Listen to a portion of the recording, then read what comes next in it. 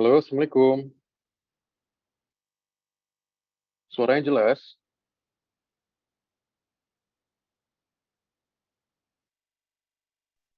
Jelas, Dok. Oke,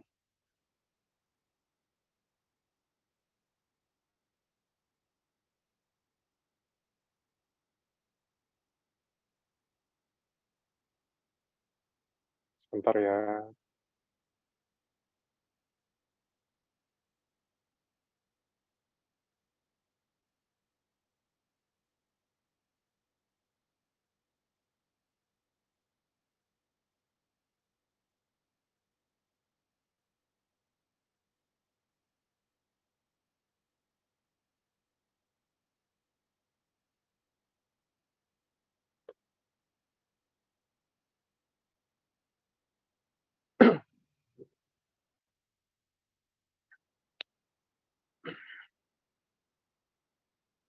Oke, baiklah adik-adik sekalian.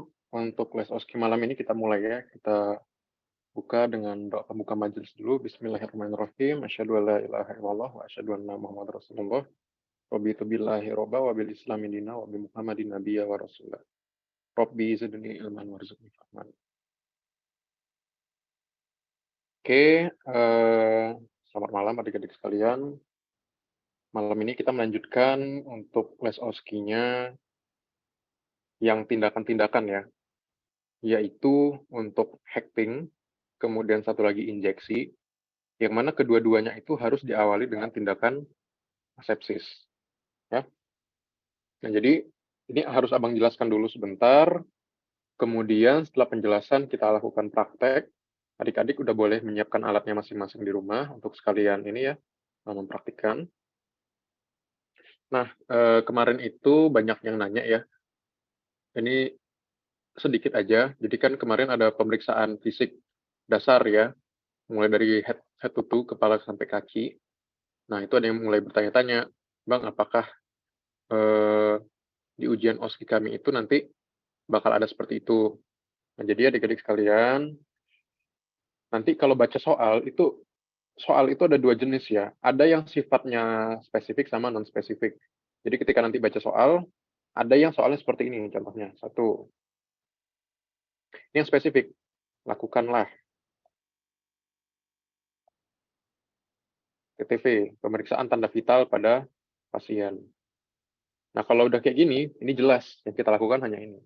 Tapi kadang-kadang dia lakukanlah pemeriksaan fisik. Nah, ini yang agak ambigu. Sama halnya dengan yang tindakan ini.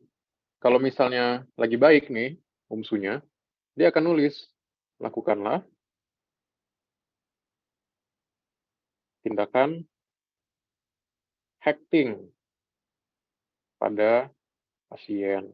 Nah, ini kan juga salah satunya yang jelas. Ini jelas banget. Pernah kayak gini? Pernah.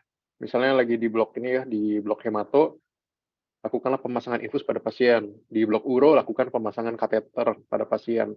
Jadi itu memang ada yang tipe-tipe soalnya itu yang seperti itu. Jadi jelas memang dia hanya menilai yang tindakan ini. Nah, Abang harap besok yang terjadi juga seperti itu ya. Lakukanlah injeksi pada pasien, lakukanlah tindakan pada pasien dan seterusnya.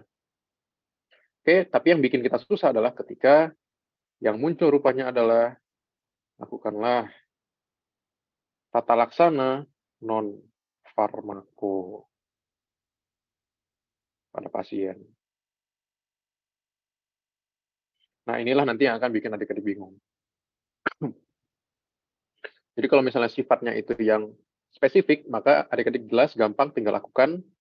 Palingan anamnesis singkat aja di awal, inform konsen, kemudian aseptik, dan langsung kerjakan ya tata laksananya. Tapi kalau misalnya enggak, maka kita kembali ke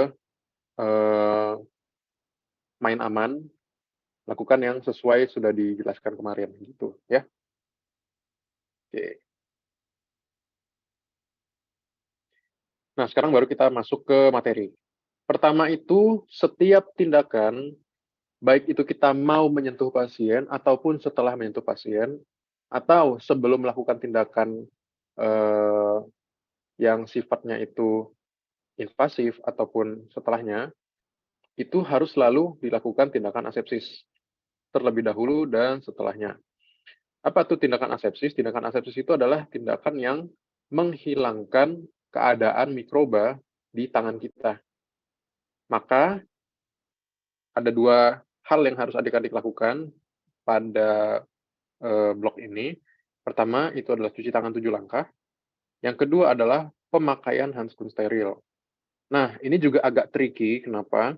Handskun itu nanti adik-adik dikasih dua ya. Jadi nanti ada troli tuh. Ada troli alat. Jadi kalau misalnya adik-adik OSKI itu alat tidak disiapkan ya, kita siapkan sendiri. Jadi mesti lihat masing-masing ya, apa yang tersedia di sana, dan kita siapkan alat-alat dan bahan yang kita butuhkan. Karena semuanya nanti ada di situ, nggak ujuk-ujuk langsung disediakan yang harus kita kerjakan. Jadi nanti ada troli nih ya. Nah, ini troli panjang ya, kemudian ada rodanya di bawah. Biasanya di troli ini, di bagian atas, ini adalah bagian yang ada sterilnya. Jadi ini ada meja steril. Warnanya biasanya hijau. Ada juga yang meja non steril, jadi dia nggak dilapisin oleh kain. Maka dia biasanya di atas ini ada kotak isinya handskun yang non steril juga. Paham ya? Jadi di situ handskun non steril. Nah, biasanya di bawah ini ada keranjang, di bawah sini ada keranjang. Nah, disinilah baru adik-adik bisa mengakses handskun-handskun yang steril. Sekarang muncul pertanyaan, Bang, nanti pas kami mau lakukan bedah sama lakukan injeksi, baiknya pakai yang mana? Nah, karena di buku KKD kalian itu yang muncul adalah yang steril, maka ambil yang steril ya, untuk amannya. Jadi sesuai dengan apa yang dipelajari di KKD, itulah yang kita kerjakan di sini. Tapi untuk nanti yang selanjutnya, itu berdasarkan tindakan apa yang kita lakukan ya. Jadi yang penting untuk sekarang adik-adik carilah handskun yang steril, gitu ya. Jadi ingat, selalu cari yang steril. Oke, rupanya nih, tiba-tiba UMSU tidak menyediakan handskun steril. Apa yang kalian lakukan? Apakah tetap pakai yang non-steril, gitu ya, yang di atas ini, atau di meja manapun yang di atas ya, yang nampak langsung itu? Maka jawabannya adalah, pakailah yang non-steril, pakai yang non-steril ya, karena hanya ini yang tersedia, tapi kalian bilang dia adalah yang steril. Oke, paham ya? Jadi adik-adik ambil yang non-steril, tapi kalian perlakukan itu sebagai steril. Jadi kalian bilang nanti, baiklah, saya akan mengambil handskun steril. Maka nanti melakukan pemasangannya juga sebagai handskun steril. Oke ya, jadi paham ya maksud abang ya? Nah, jadi OSKI itu suka gitu. Kalaulah ada alat yang tidak tersedia, maka sebutkan saja untuk menandakan kepada penguji bahwa kita itu paham yang harusnya kita pakai itu yang mana. Yang hanya saja kebetulan di situ tidak tersedia. Gitu ya. Atau nampaknya pengujinya ini baik. Maka kalian boleh tanya, handskun steril di mana gitu ya. Kalau kalian iseng ya, tapi sebaiknya jangan. Oke, langkah paling aman adalah ini. Oke, kalau ada yang steril, bagus. Kalau nggak ada yang steril, dia non steril, maka kalian ambil yang non steril tadi, anggap sebagai steril, gitu ya, gampang ya. Oke, ingat baik-baik tuh. Oke, nanti ini akan kita peragakan. Itu tips and trick dulu untuk tindakan asepsis ya. Kemudian cuci tangan 7 langkah juga jangan lupa, ini bisa di wastafel bohongan atau beneran ya. Wastafel beneran atau wastafel yang gambar. Terserah yang mana aja, yang penting dilakukan 7 langkah. Ya, jadi jangan lupa. Oke, selanjutnya untuk bedah dan hektik ini, instrumennya, yang paling penting adik-adik tahu dulu alatnya apa aja. Karena nanti satu kotak minor set, ya, minor set ini adalah alat-alat bedah minor. Di sini bakal banyak macam alatnya ya. Ada klem, ada anatomis, pinset anatomis, pinset kirurgis, kemudian ada klaimnya macam-macam, ada klaim lurus, ada klaim arteri, ada needle holder, pokoknya macam-macam lah. Maka adik-adik mesti tahu yang adik-adik perlukan itu nanti yang mana. Maka nanti ada perkenalan alat ya. Kita akan perkenalan alat, tapi yang penting itu cari yang ini nanti. Needle holder, pinset-pinset, gunting benang, kemudian benang catguard-nya, kemudian ada bahan-bahannya. Nah, ini yang penting. Adik-adik sekalian, memang yang adik-adik pelajari itu adalah hecting-nya saja. Ya kan? Nah, tapi untuk berjaga-jaga, Abang ngasih juga sedikit. Pertama adalah membersihkan luka. Yang kedua adalah menutup luka. Ya, yang ini menutup luka. Oke. Jadi, walaupun yang kita kerjakan itu nanti hanyalah hecting saja, tapi ini Abang kasih langsung yang lengkapnya supaya adik-adik tahu, mana tahu bingung ngerjainnya sampai mana, kalau misalnya soalnya itu tidak lengkap, atau yang tidak spesifik ya tadi, lakukanlah tata laksana non farmako, maka kalau Abang sukanya main aman, bagus kerjain benar-benar aja, gitu ya. Nah, tapi ini tambahannya nggak sulit kok. Ini udah Abang bikin sesederhana mungkin. Jadi gimana caranya? Pasiennya datang dengan luka, ya. Pasien datang dengan luka, ya katakanlah ini tangannya, kemudian ini ada luka, kemudian ada darah ya. Katakanlah seperti itu. Maka kita anamnesis singkat nanti, kalau misalnya ada soal anamnesis ya, kita anamnesis, kemudian lakukan tanda-tanda vital, kalau misalnya disuruh, baru langsung lanjutkan ke tindakan. Tindakan selalu dimulai dengan cuci tangan dan pemasangan handscoon, kemudian adik-adik lakukan yang pertama kali apa? Bersihkan luka. Caranya gimana? Cari cairan infus atau NaCl 0,9%. Oke, jadi ada nih NaCl-nya, ya. Di bawahnya tampung dengan nirbecken. Nirbecken itu apa? Mangkok yang bengkok begini, yang bentuknya kayak kacang. Jadi diapain? Alirkan aja. Apa yang kalian bilang? Baiklah, pertama-tama saya membersihkan luka dengan cairan NaCl 0,9%. Itu yang kalian lakukan dan katakan. Oke, selanjutnya saya mengecek apakah luka bersih dan apakah ada darah yang mengalir aktif.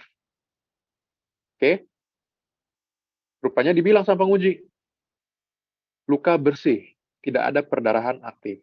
Maka adik-adik tinggal lanjutkan ke hecting. Nah, hecting ini sebenarnya adik-adik plus minus anestesi ya. Bisa dilakukan dengan anestesi, bisa dilakukan tanpa anestesi gitu ya. Nah, tapi kebetulan kan adik-adik belum belajar nih tentang anestesi kan, cara bagaimana melakukan pembiusan di daerah ini. Maka ini Abang rasa insya Allah nggak ditanya lah ya, jadi ini di skip. Pasiennya tahan-tahanlah sakit kalau gitu. Baru lakukan hecting seperti yang sudah dipelajari di ruang KKD. Nah, setelah hectingnya selesai, apa yang kita lakukan? Tutup lukanya. Cara tutup lukanya gimana? Ambil salep gentamisin atau betadine dikasih apa namanya tuh kain kasa, tempelkan ke luka yang sudah dijahitkan, kemudian tutup dengan kasa steril dan diplester. Oke, jadi itulah lengkapnya apa yang harus dilakukan ketika kita melakukan tindakan ini ya.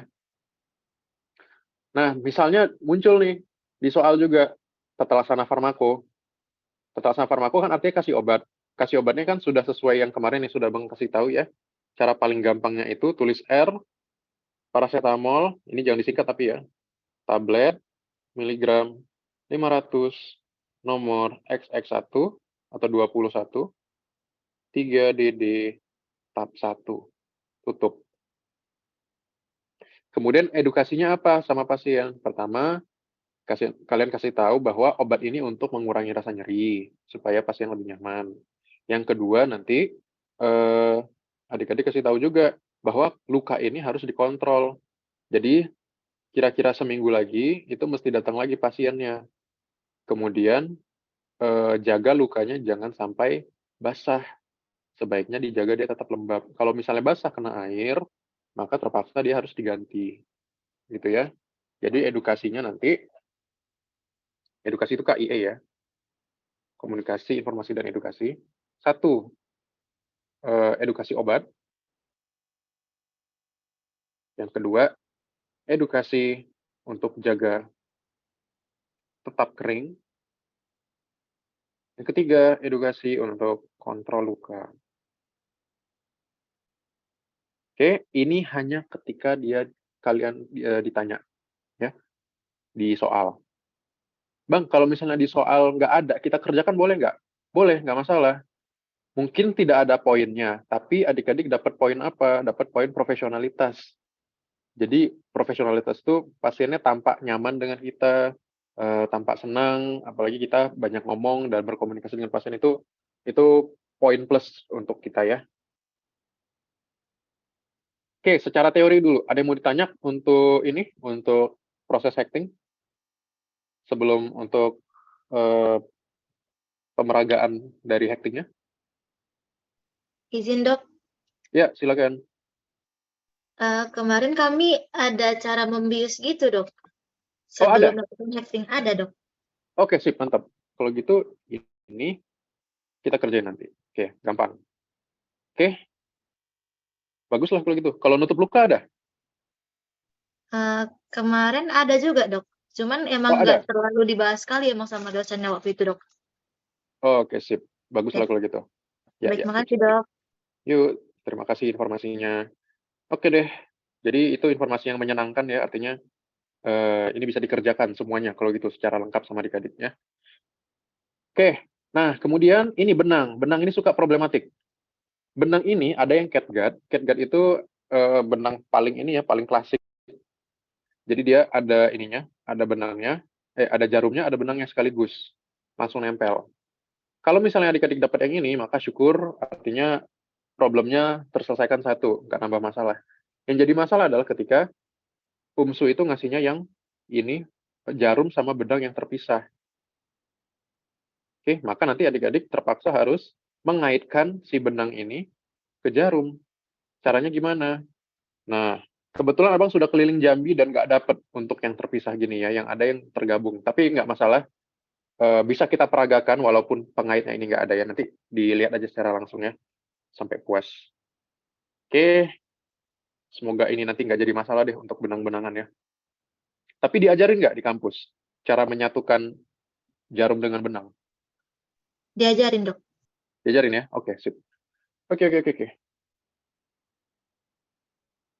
Oke, lanjut ke teori untuk teknik injeksi. Ini sama seperti yang tadi, untuk bedah juga. Lihat soalnya, baca soal dulu, apakah soalnya spesifik atau non-spesifik. Kalau misalnya dia langsung bilang teknik injeksi, ya adik-adik bisa tenang, artinya poin yang dinilai memang hanya teknik injeksinya saja. Tapi kalau misalnya enggak, maka adik-adik siap-siap untuk melakukan urutan pemeriksaan yang kita sudah pelajari kemarin ya. Pertama, anamnesis. Anamnesis itu tujuannya kayak yang kemarin, itu yang dasar-dasar ya, baik itu keluhan utama, keluhan tambahan, dan seterusnya. Kemudian, anamnesis yang kedua adalah indikasi injeksi. Kita mesti cari tahu, ini pasien kira-kira mau disuntiknya kenapa? Mau vaksin, mau masukin obat, mau tes alergi, atau apa gitu ya. Jadi cari nanti ini kenapanya. Baru nanti adik-adik bisa menentukan teknik penyuntikan mana yang akan kita pakai, tergantung dari indikasinya gitu ya. Ketiga, inform consent. Seperti biasa, adik-adik bilang, Pak, nanti ini sepertinya perlu untuk dilakukan penyuntikan. Akan sedikit tidak nyaman. Kira-kira Bapak bersedia? Bapaknya bersedia, barulah kalian lakukan penyuntikan ya. Pemeriksaan fisik, ya biasa, tanda-tanda vital. Nah, tanda vital ini apa yang mau dilihat? Kalau misalnya pasien yang mau divaksin, ini cerita vaksin atau imunisasi ya. Yang ini kita harus pastikan pasiennya sehat. Pasien sehat itu artinya apa? Tekanan darahnya normal, 120/80, kemudian nadinya normal, 80 kali per menit, kemudian nafasnya nggak sesak, sekitar 16-18 kali per menit, kemudian pasien tidak demam, dan sekarang tidak ada gejala apapun, nggak ada bersin, nggak ada demam, nggak ada batuk, dan apapun itu ya. Nah, kalau misalnya pasiennya sudah terpastikan dia sehat, maka boleh dilakukan vaksinasi atau imunisasi ya. Jadi itu yang mesti diperhatikan. Tapi kalau misalnya pasiennya sakit, dia terinfeksi nih, perlu obat, maka udah jelas TTV-nya pasti TTV yang tidak normal, pasien demam lah, pasien sesak lah, maka disitulah kita masukkan obat untuk menangkal gejala dan penyakitnya gitu ya. Jadi ini perhatikan baik-baik ya. Ini juga bisa menjadi clue sama adik-adik, ini arahnya kira-kira pasien mau kemana, ke vaksin apa kasih obat gitu. Kalau misalnya pasiennya datang dalam keadaan sehat, kemungkinan dia mau imunisasi atau vaksin ya. Tapi kalau pasien datang dalam keadaan sakit, nah kemungkinan dia mau masukin obat, gitu maksudnya ya. Oke. Nah, pertanyaan Abang sebelum lanjut, kalau di latihan OSCE atau di KKD kemarin, itu injeksinya kalian yang diajarkan injeksi apa? Untuk apa gitu maksudnya? Apakah ada vaksinasi, apakah ada kasih obat, atau gimana?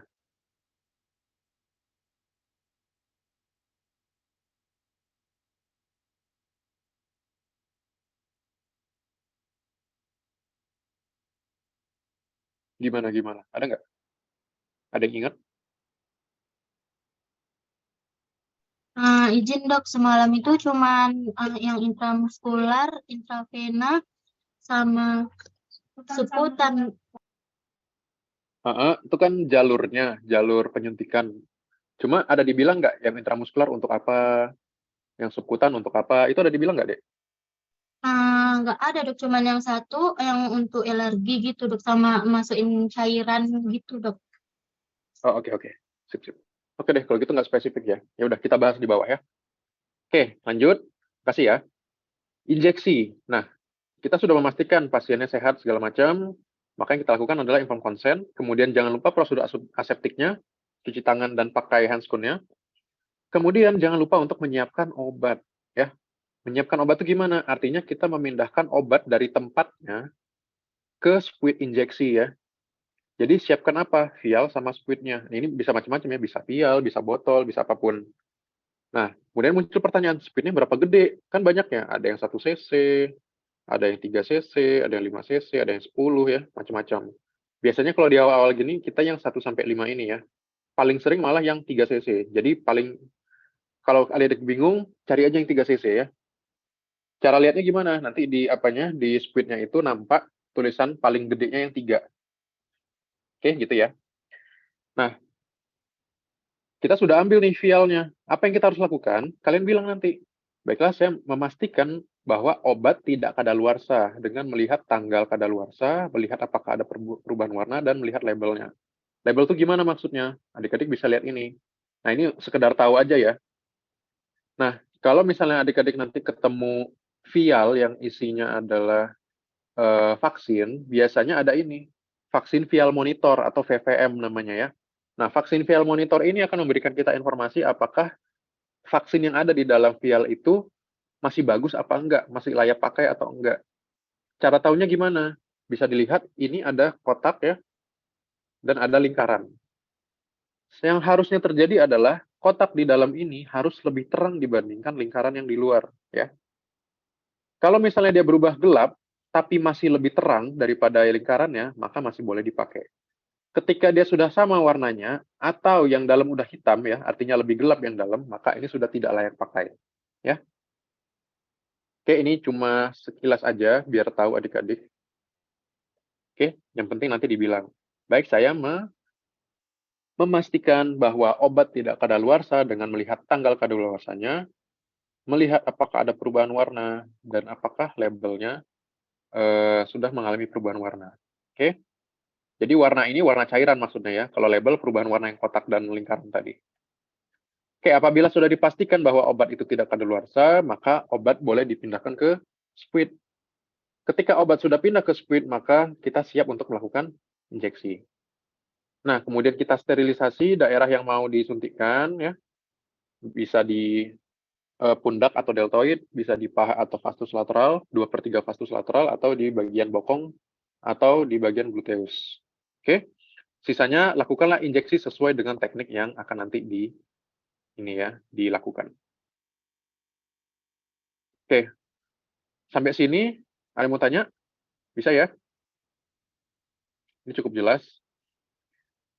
Nah, nanti adik-adik sekalian yang sering kita lakukan adalah ini ya, satu penyuntikan IM di deltoid, oke, kemudian ada IM di vastus lateral. Jadi di bokong itu udah agak jarang ya, kecuali nanti obat-obat psikiatri, obat-obat KB, gitu-gitu ya, untuk IM. Jadi untuk IM itu nanti ada 2, satu di vastus lateral ya, Vagus lateral, satu lagi di deltoid. Nah, ini gambaran singkat aja bahwa kalau misalnya kita nyuntikkan bagian yang deltoid, kadang-kadang bingung kan bahu gede ya, ada lingkaran gini ya, bahu itu. Nah, bagian mana yang kita suntikkan, adik-adik bisa dipegang bagian bahunya, mana ada tulang menonjol, itu kita sebut sebagai akromion. Nah, dari akromion itu, turun sekitar 4 jari dari jari adik-adik ke bawah, disitulah yang akan kita suntikkan. Ini kenapa? Untuk menghindari satu, penyuntikan di daerah sendi, kedua, penyuntikan yang kena saraf. Ya, jadi supaya aman, betul-betul kena yang bagian ototnya, maka suntikanlah di 4 jari di bawah akromion. Nanti Abang peragakan gimana cara untuk memperhitungkannya ya. Oke, nah kita baru masuk ke teknik-teknik injeksi.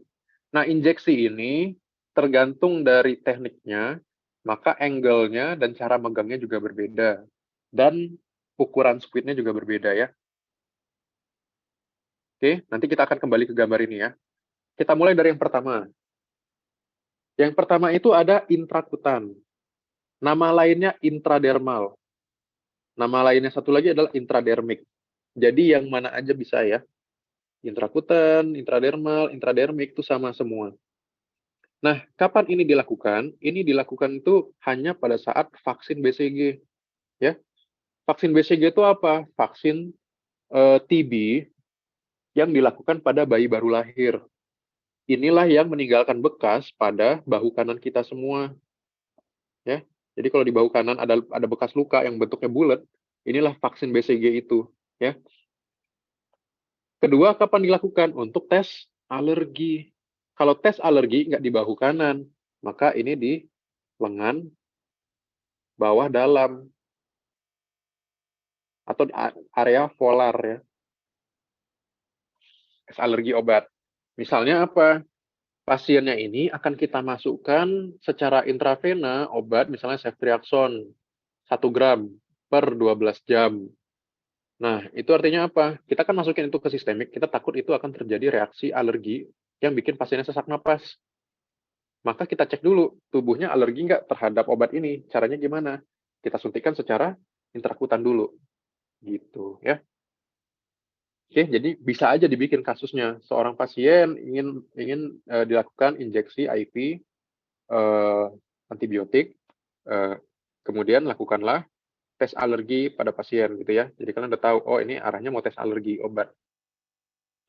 Nah, ini yang penting diperhatikan adalah squidnya yang ukuran 1 cc. Ya, ini yang paling kecil. Oke, lokasinya di mana? Bisa di pundak untuk yang vaksin BCG atau lengan bawah dalam. Untuk apa? Untuk tes alerginya. Nah, yang penting untuk diperhatikan, tadi kan kita sudah baca di atas bahwa untuk melakukan injeksi, pertama-tama kita harus sterilkan tempatnya, injeksikan. Kalau udah selesai, nanti sterilkan lagi gitu kan. Nah, khusus untuk si intrakutan, jangan. Ya. Jadi setelah suntik selesai, kita suntiklah secara ini intradermal ya. Ini yang intradermal, artinya dia hampir sejajar ya. Ini kata kuncinya hampir sejajar.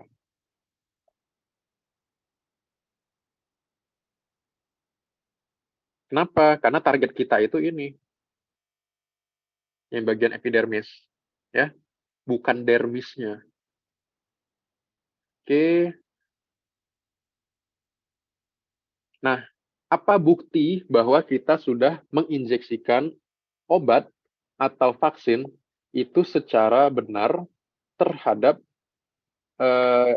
angle yang intrakutan tadi? Buktinya adalah terbentuk vesikel atau gelembung. Oke. Nah, jadi bisa dilihat adik-adik sekalian, ini angle-nya 15 derajat atau 10 derajat dan hampir sejajar dengan objek yang akan disuntikan. Oke. Jadi kalau misalnya adik-adik baca soal, ini pasien mau tes alergi sebelum disuntikan antibiotik secara IV, atau ini adalah anak baru lahir yang mau disuntik BCG, maka ini ceritanya adalah injeksi intrakutan. Oke. Lanjut, intravena. Nah, intravena ini adik-adik sekalian adalah yang paling ribet dibandingkan teknik injeksi lainnya. Kenapa? Karena dia ada langkah-langkah yang harus diperhatikan, kemudian ada alat tambahan yaitu tourniquet.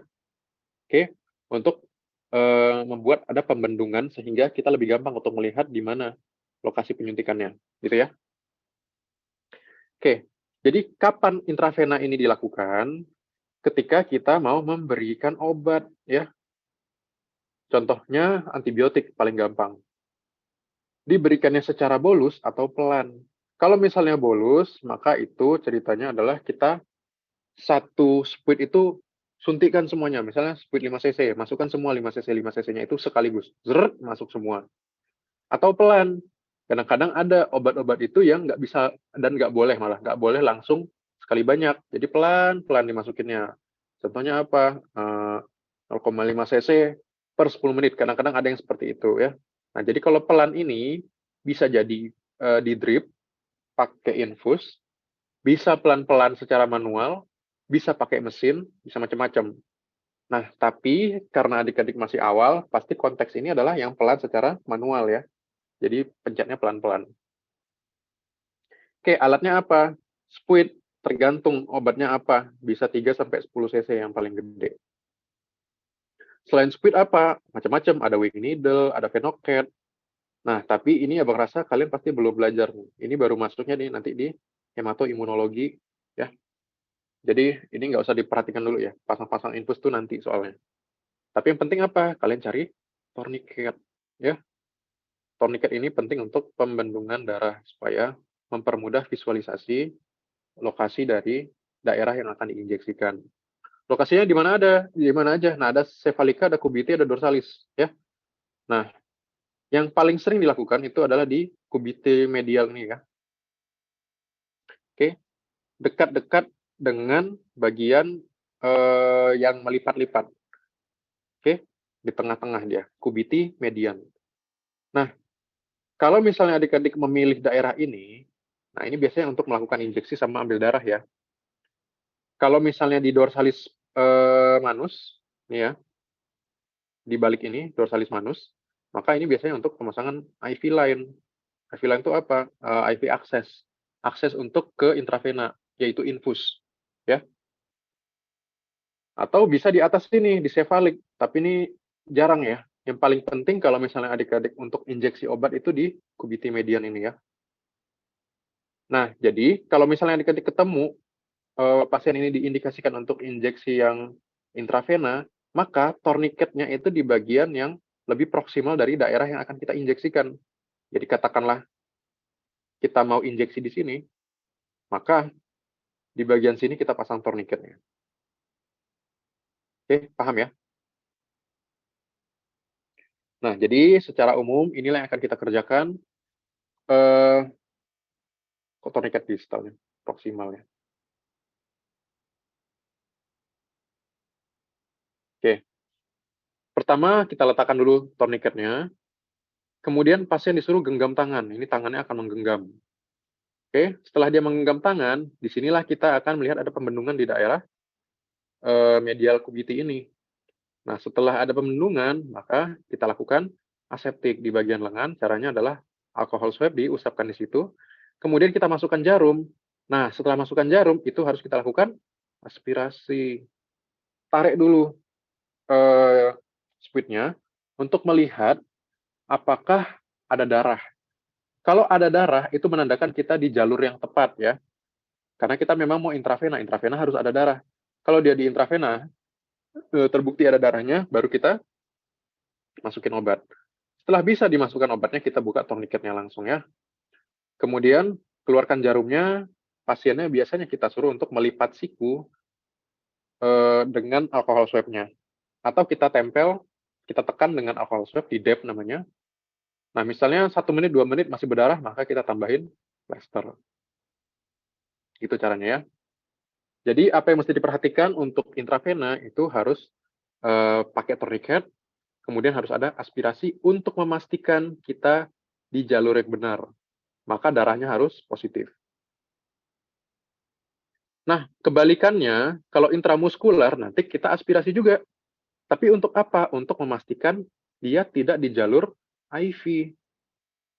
Maka darahnya pas diaspirasi harus negatif. Ya, ini perhatikan benar-benar. Kenapa gitu? Ini tergantung dari farmakodinamik obatnya. Kalau misalnya farmakodinamik obatnya itu kita inginkan dia absorpsi lambat, maka dia harus diotot gitu loh. Tapi kalau misalnya kita pengen dia langsung bereaksi cepat ke tubuh, makanya kita pilih intravena. Gitu ya. Nah, kita lanjutkan intramuskular ini. Indikasinya apa?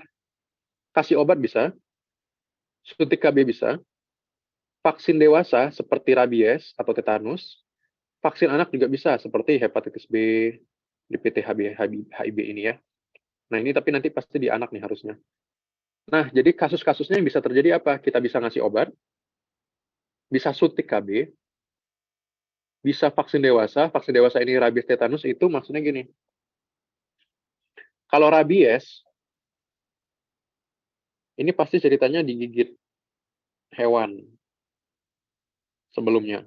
Kalau tetanus, ini ceritanya adalah luka, atau lebih spesifik lagi adalah tertusuk paku berkarat. Ya. Jadi, bisa aja nih soalnya spesifik. Seorang laki-laki usia 40 tahun datang ke poliklinik dengan keluhan tertusuk paku, misalnya gitu. Oh, kalian udah tahu nih, ini pasti mau suntik tetanus gitu ya. Oke, itu untuk indikasi-indikasinya. Kemudian alatnya apa? Ada squid 1-3 cc. Lokasinya di mana? Nah, ini lokasi paling banyak ya untuk dari semua teknik injeksi. Ada yang di pundak, atau kita bilang deltoid ya, karena otot di situ adalah otot deltoid. Kemudian ada di paha, yaitu 2/3 vastus lateral. Ini pasiennya telentang ya, atau duduk boleh juga. Kalau misalnya anak, dia duduk dalam posisi yang dijepit oleh orang tuanya ya, kakinya. Contohnya yang ini tadi. Nah, gini. Ini gambar yang ini ya.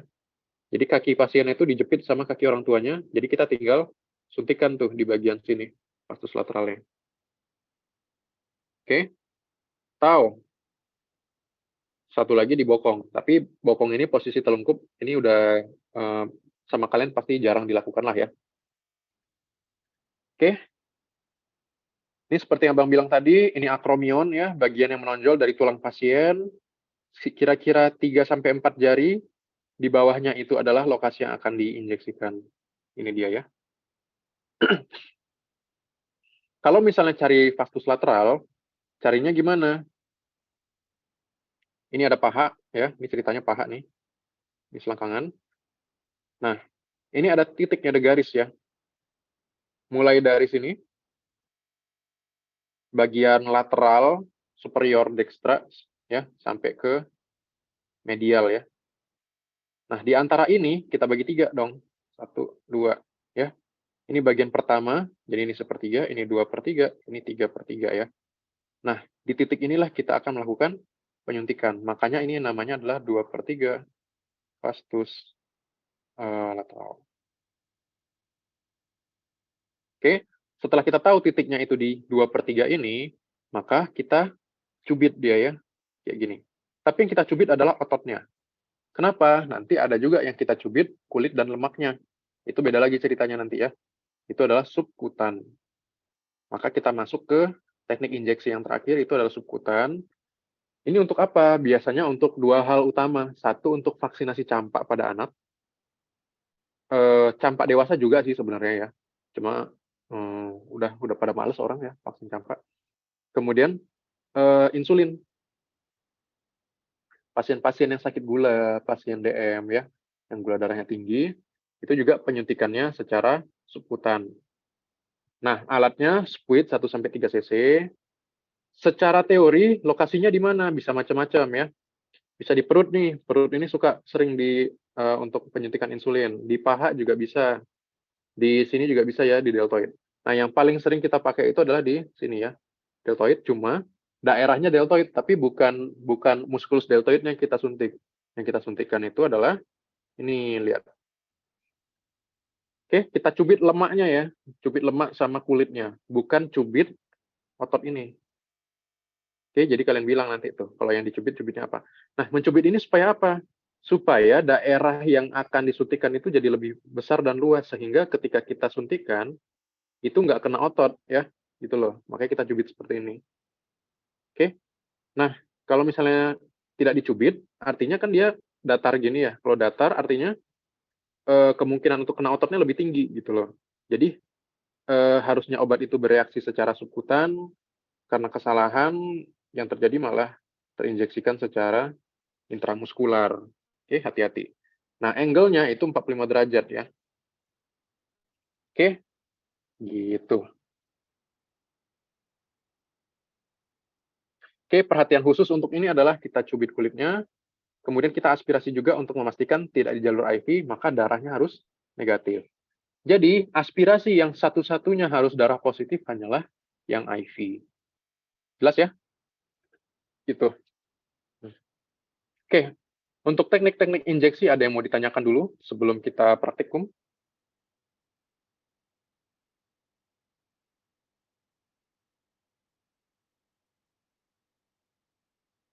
Ada yang mau tanya?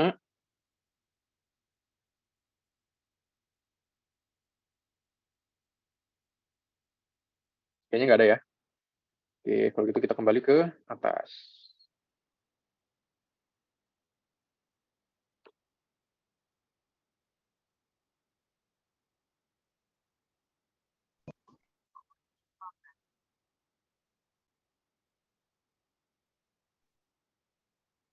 Oke, selanjutnya kita ini ya,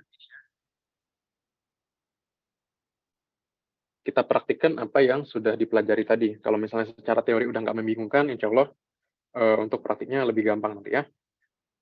Oke, kita mulai. Kalau gitu ini dimatiin dulu.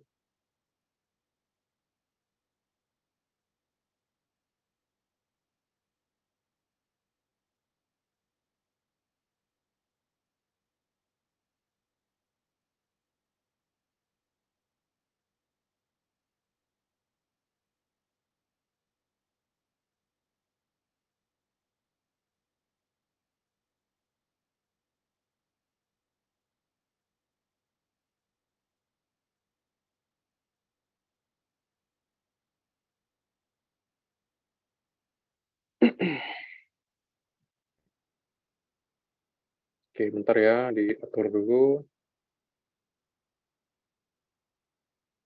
Oke.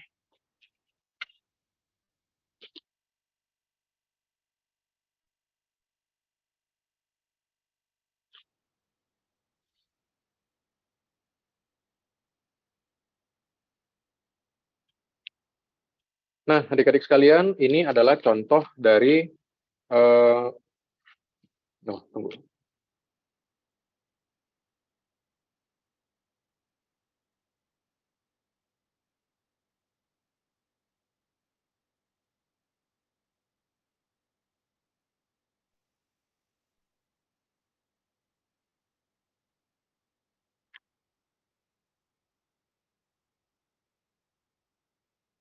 Gambarnya nampak jelas? Dok, belum ada gambarnya, Dok. Belum ada ya? Coba lihat di galeri view.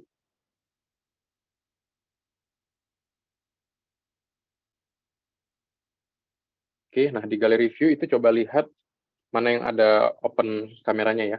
Kameranya aktif ada? Sudah dipin? Ada, Dok. Oke, harus Ada, Dok. dipin ya. Oke, sip. Ada yang masih kesulitan belum lihat gambarnya? Oke, kayaknya udah pada lihat ya. Oke. Oke, Dokter Amal juga udah nampak ya gambarnya? Oke. Nah, ini adalah contoh daripada handscoon yang steril. Handscoon steril itu selalu dalam bentuk bungkusan seperti ini ya.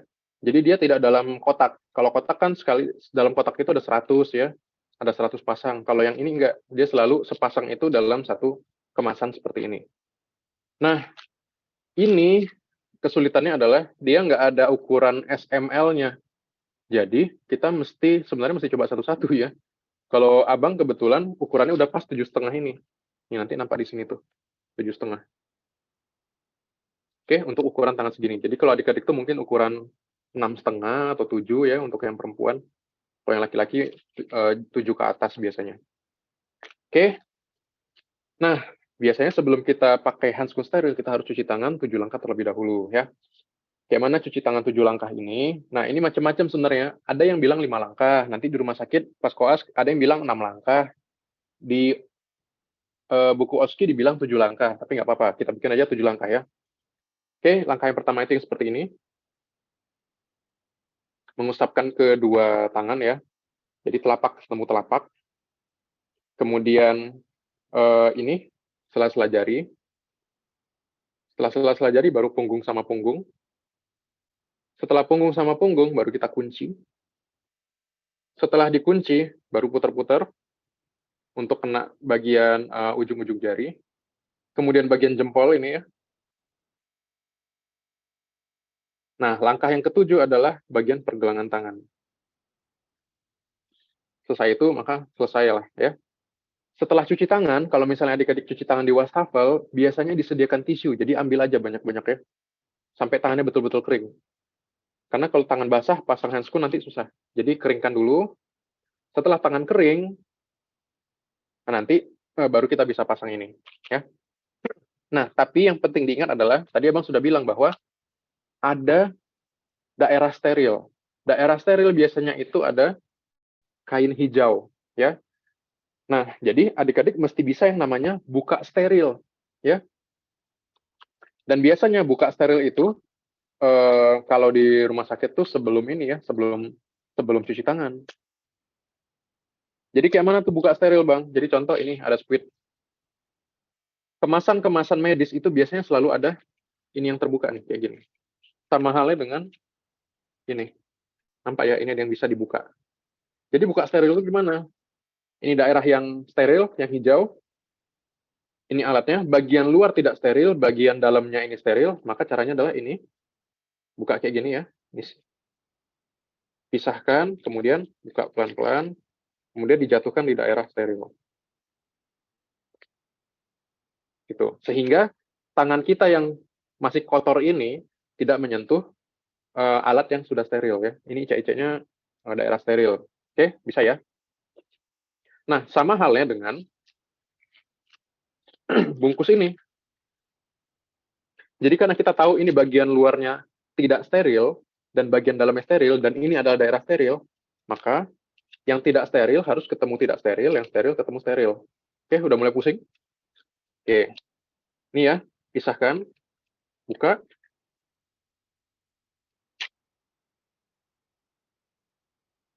Nah, setelah terbuka seperti ini, yang di dalam artinya steril. Maka yang di dalamnya kita jatuhkan ya ke daerah yang steril. Dah.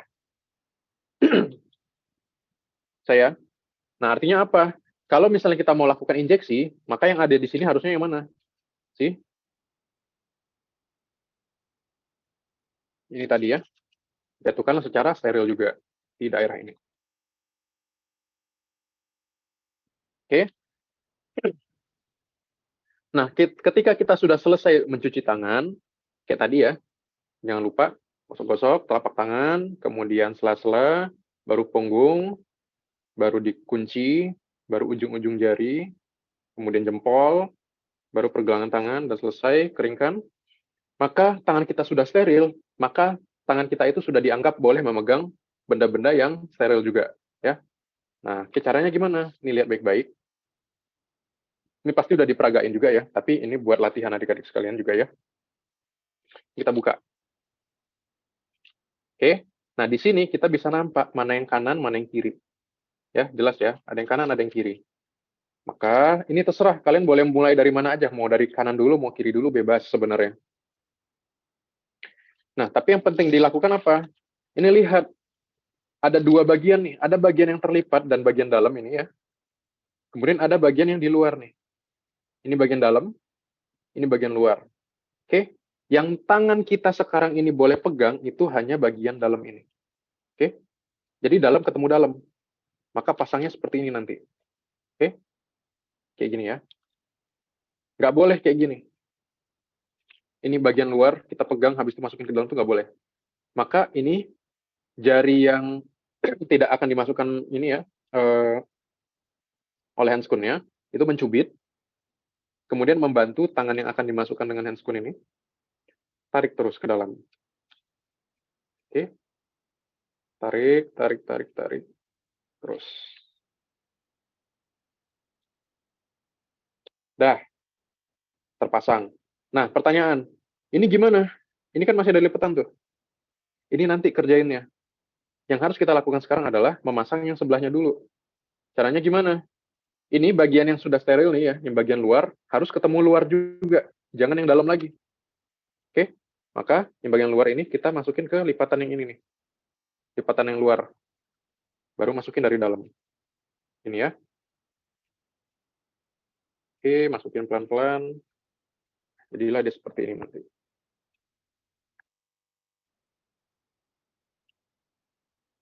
Oke. Nah, Bang, kalau misalnya kayak gini gimana? Belum terpasang bagus nih.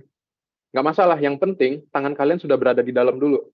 Ya, di dalam. Artinya bagian dalam, bagian luar kulit kita masuk di bagian dalam handscoon dulu, itu nggak masalah. Sisanya tinggal dibenerin, caranya gimana? Ini kan udah bagian luar sama luar. Ya udah, atur aja kayak gini. Tuh. Tarik ya.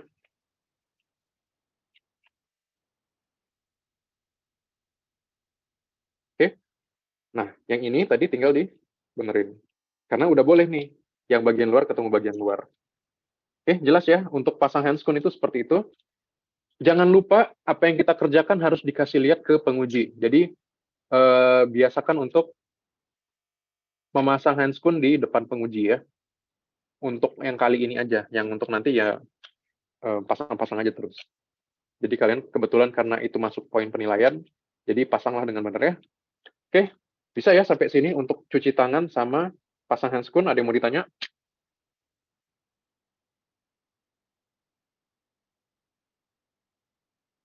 Tidak ada, Dok. Oke, jelas ya. Mantap. Sekarang kita lanjutkan ke instrumen. Nah, untuk melakukan hacking adik-adik sekalian, pertama-tama yang kita harus tahu itu adalah alat-alat bedahnya apa aja, ya. Nah, nanti itu untuk minor set, adik-adik itu bakal dikasih itu langsung satu kotak gini nih. Piluk ba. Oke. Kalian bingung, apa alat yang mau dipakai gitu kan? Yang mana nih? Membingungkan soalnya kan? Nah, jadi pertama-tama yang harus kita siapkan adalah yang namanya needle holder. Needle holder itu untuk menjepit jarum dari benang jahitnya atau catguard-nya. Kayak mana cara kita tahu ini needle holder atau bukan? Ini tinggal dibuka ya. Ini biasanya bentuknya tunggu apa enggak? Oh ya. Bentuknya seperti ini. Kalau dibuka di dalamnya itu ada bagian yang bergaris itu. Nampak enggak? Sebagai pembanding, kalau misalnya kita lihat klem,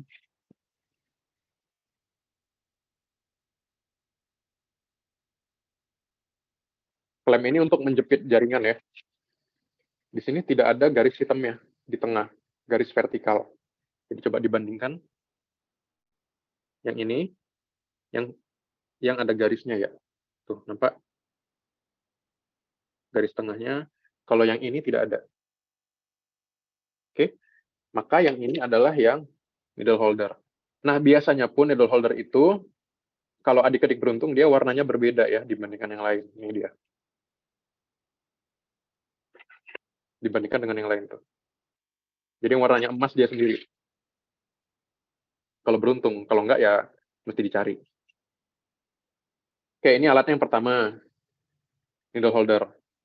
Yang kedua kita butuh pinset. Pinset ini ada dua jenis, ya. Jadi bisa dilihat ini ya. Ada pinset dengan gigi ini, namanya pinset kirurgis. Yang ini adalah pinset anatomis, ya. Nggak ada giginya. Secara teori, kalau misalnya kita mau jahit jaringan pada tubuh manusia, itu harusnya pakai yang ini, yang kirurgis ya.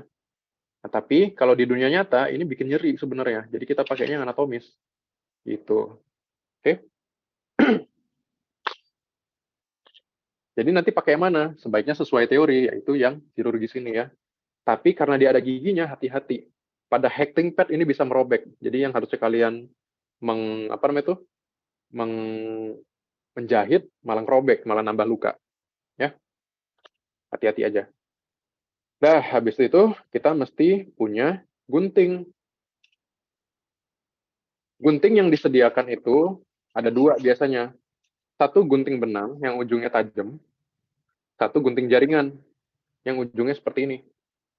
Nah, kalau mau gunting benang harusnya yang ini.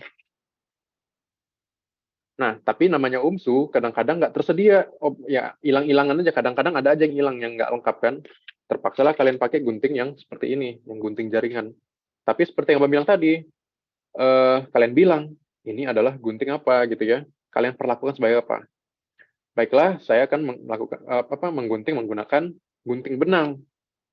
Tapi karena tidak tersedia, maka saya menggunakan gunting jaringan gitu ya. Jadi dosennya pun tahu bahwa kita tuh bukan yang nggak tahu ini adalah gunting jaringan yang harusnya untuk gunting kulit, gunting macam-macam. Tapi ini karena nggak tersedia alatnya di OSKI ya, yang seharusnya yang gunting benang ya udah masalah gitu. Tinggal dibilang ya. Nah kemudian yang lain-lain ada apa sebenarnya? Ada kayak gini nih, ada klem bengkok atau mosquito ini untuk menghentikan perdarahan atau untuk klem arteri ya. Ini belum perlu sekarang, cukup tahu aja. Kemudian ada klem panjang juga, ini untuk jaringan. Oke, jadi yang kita butuhkan pada dasarnya adalah satu needle holdernya, kedua pinset, ketiga gunting. Jadi idealnya yang adik-adik harus punya adalah 3 ini aja. Ya, gunting benang, needle holder, sama pinset yang kirurgis. Nah, Abang mau nanya singkat aja. Kemarin yang disuruh pakai yang mana? Kirurgis atau anatomis? Ada dibilang nggak secara spesifik deh?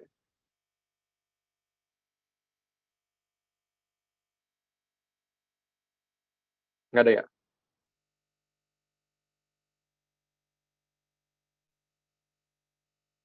Nggak ada, Dok. Oke, sip. Nggak ada ya? Nah, jadi kita cuma butuh ini aja ya, 3.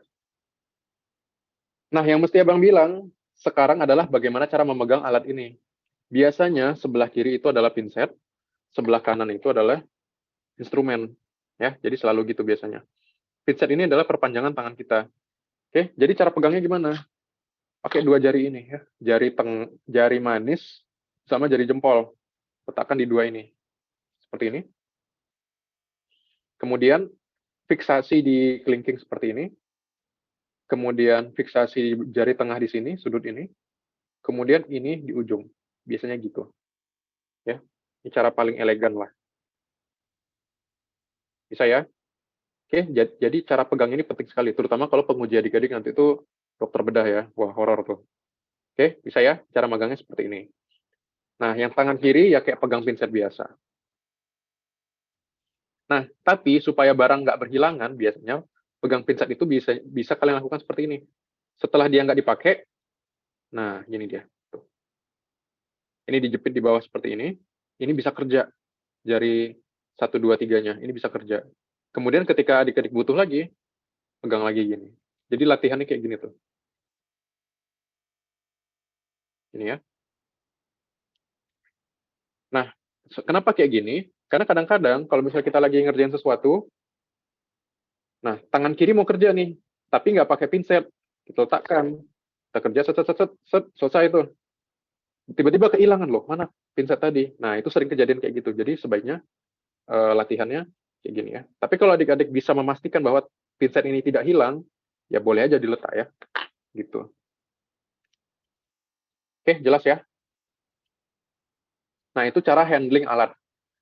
Satu lagi, Abang mau mengingatkan kembali kepada adik-adik bahwa cara pegang squid itu kalau misalnya mau lepas jarumnya, tutup jarumnya, maka jangan lupa, jangan lepas kayak gini. Jangan 2 tangan. Selalu pakai teknik 1 tangan, one hand teknik ya. Itu dulu. Caranya gimana? Ya udah kayak gini aja. Cepot, letakkan. Siap dipakai. Selesai. Kalau misalnya nggak dipakai lagi, tutup, masukin gini, pelan-pelan. Nah, jangan pernah buka tutup kayak gini. Ya, kalian bisa ketusuk. Kita nggak tahu itu sudah tertusuk kemana aja. Ya, jadi jangan sampai kalian suntik tetanus habis ujian OSKI. Nah, kemudian yang kedua adalah ini ujung jarum ini ada macam-macam bentuknya. Ada yang bentuknya diputar kayak gini ya. Ini kan diputar ya. Baru kebuka. Oke, jadi di tengah-tengahnya itu ada lingkarannya tuh ya, spiralnya ya, yang harus diputar biar dia mengunci. Ada yang tipenya langsung buka tutup aja. Nah, itu hati-hati tuh yang buka tutup bisa copot kapan saja soalnya ya. Oke, itulah dia caranya. Nah, kemudian biasanya kita disediakan ini. Kalau misalnya yang catguard ini yang catguard ya. Nah, untuk yang catguard ini sama seperti alat-alat yang lainnya juga bisa dibuka secara steril ya. Jadi ada ininya nih, ada lapisan ini yang bisa dipisahkan. Oke, nampak ya? Mana tahu adik-adik dapatnya yang baru, maka mesti tahu cara bukanya ya. Jadi cara bukanya adalah kayak yang tadi juga di daerah steril, buka seperti ini ya.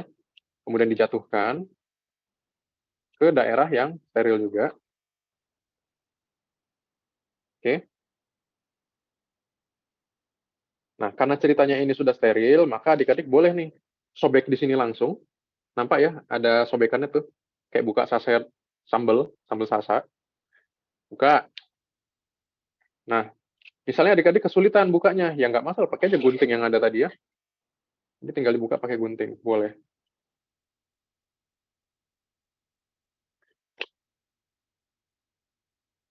Nah, selanjutnya, ini bagian dalamnya itu steril banget. Kenapa? Karena ada alkoholnya ya. Ada cairan antiseptiknya. Nah, ini cara bukanya gimana? Sama juga. Ini ada bagian yang bisa disobek, nampak? Itu sedikit. Mana dia? Ini. Kok susah ya? Nah, itu. Atau boleh digunting aja kayak gini ya. Tapi kalau adik-adik gunting, pastikan dia nggak kena si benangnya. Karena ada benangnya yang nonjol sedikit tuh ya. Maka adik-adik gunting. Nah, setelah digunting kayak gini, boleh diambil pakai, karena jatuhinnya susah nih, pakai ini aja, pakai needle holdernya ya. Ini dibuka, kemudian adik-adik tarik begini. Oke. Nah, setelah ini terbebaskan, cari di mana ada jarumnya ya yang akan menonjol. Biasanya tuh dia terlipat gini tuh. Ada, nampak? Nah, karena kita udah tahu ini adalah jarumnya, maka jepit di sini. Oke. Setelah dijepit, keluarkan. Nih, sudah keluar ya. Tinggal dibebasin. Nah, ini adalah benang yang siap dipakai. Oke, ini kita awasin dulu. Kemudian muncul pertanyaan, Bang, gimana kalau misalnya jarum dan benangnya itu tidak menyatu seperti yang catguard ini, gitu kan? Nah, caranya gimana? Ini untuk pengulangan aja. Abang harap adik-adik kemarin masing-masing sudah diperagakan ya di KKD-nya. Nah, kalau misalnya seperti ini, lihat. Tunggu, jelas nggak tuh? Oke, ini kita anggap nggak tersambung ya.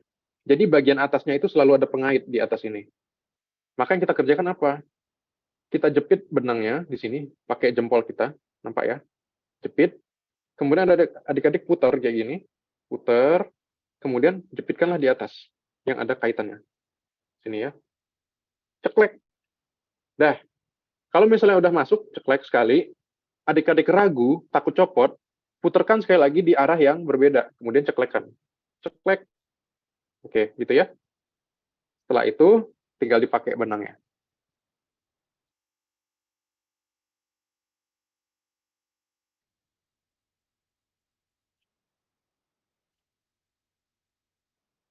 Nah, sekarang kita siap-siap ke daerah pembedahan ya. Nah, ini katakanlah ada pasien yang datang dalam keadaan luka, ya.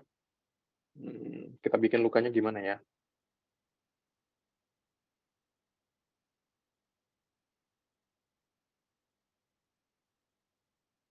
Gini aja deh.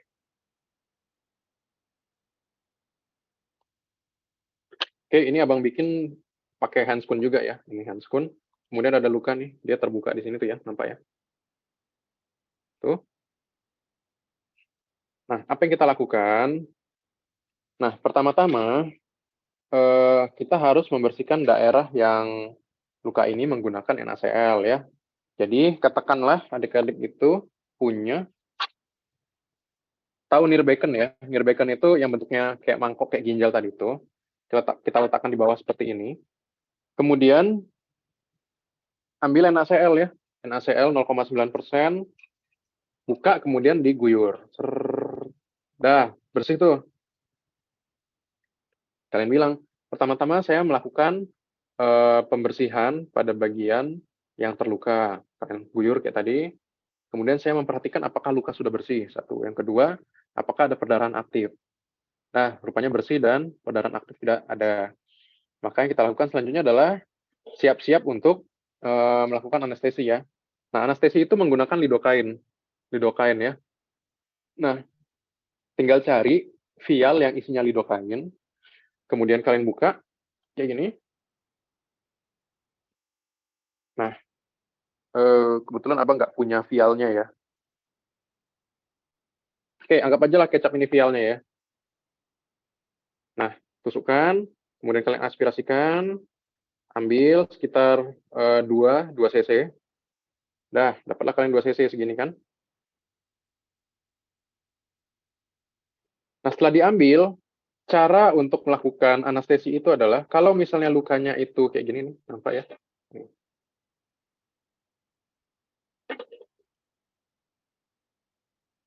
Nah, lukanya kan memanjang gini ya, gini tuh. Maka yang kita lakukan adalah, pertama bezelnya arahkan ke atas dulu, bezel itu bagian yang tajam ini ya. Bagian yang ada lubangnya, yang tajamnya di bawah.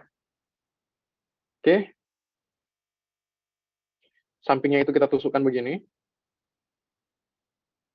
Kenapa? Karena kita mau memberikan injeksi dengan huruf V.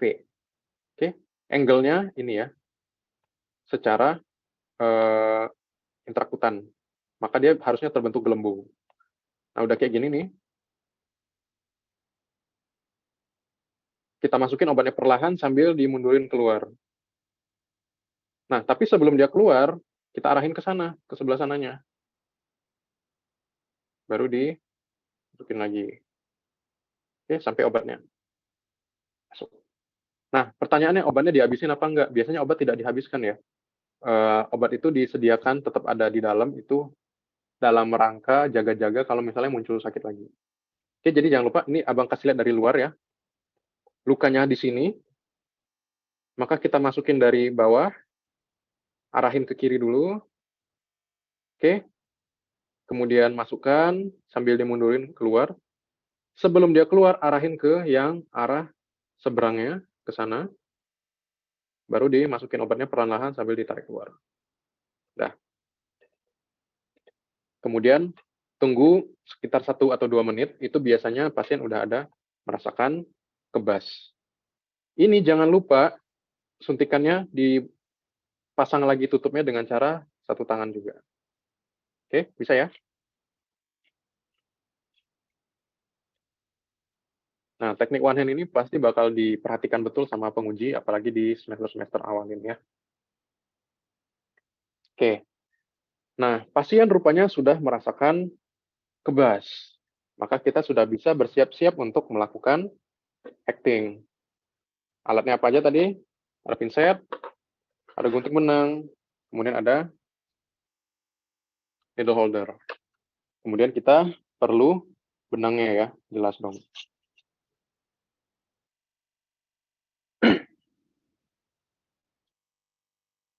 Oke. Nah, sekarang kita lakukan pemasangan ya. Nah, untuk ini abang pakai yang anatomis dulu. Untuk peragaan ya. Nah, jadi pasien sudah siap untuk dilakukan pembedahan. Nah, bagaimana cara memasang ini ya?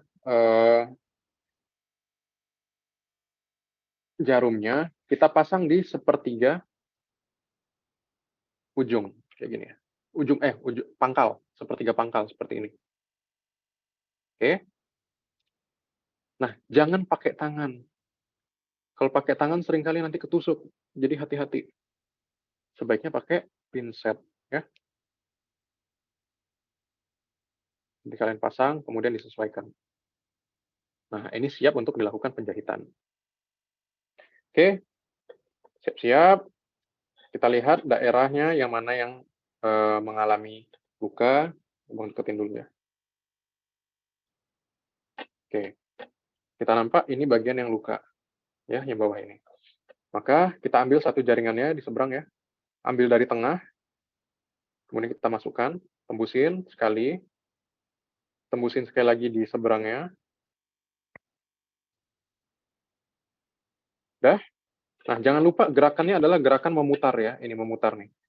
Jadi ini tangan kita jangan ditembusin kayak gini, tapi muter tangannya.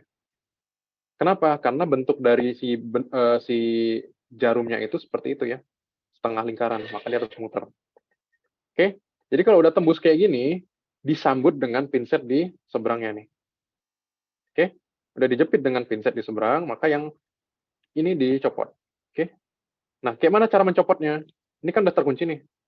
Adik-adik tinggal dorong aja nih ke depan pakai jempol. Tuh. Kunci, dorong ke depan pakai jempol.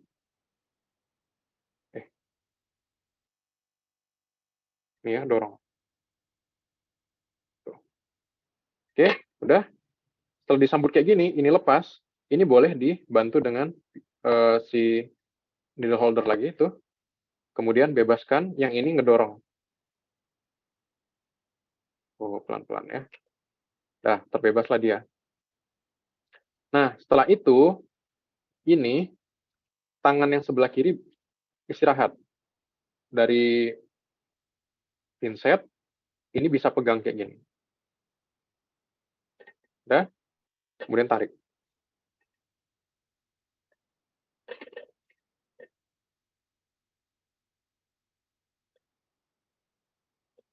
Nah, setelah ditarik, kita punya dua sisi. Satu sisi yang bebas tuh, satu sisi yang ada ininya, ada benang panjangnya. Apa yang kita lakukan? Ini ambil, kemudian ini putar. 1, 2, dah. Ya, ini mesti latihan nih untuk putar-putar ini. Jadi baiknya adik-adik di rumah sambil latihan. 1, 2, ya. Lagi 1, 2. Nah, yang memutar itu bisa ininya, bisa needle holdernya, bisa dibantu tangan kiri atau dua-duanya. Jadi kalau misalnya needle holdernya, ininya muter nih. 1, 2. Itu kalau misalnya needle holder yang muter. Kalau misalnya yang benangnya yang muter, maka kayak gini. 1, 2. Tuh, beda ya. Abang peragakan sekali lagi. Kalau needle holder, dia yang muter. 1, 2. Nampak ya? Kalau benang, tunggu.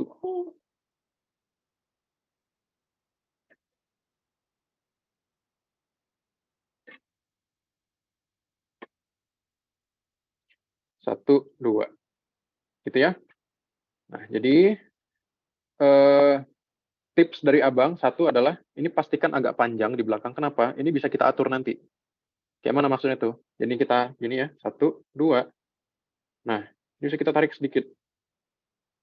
Nah, habis itu cari ujungnya. Udah. Setelah adik-adik dapat ujung ini, maka dia ditempelkan di sini. Yang tangan kiri narik.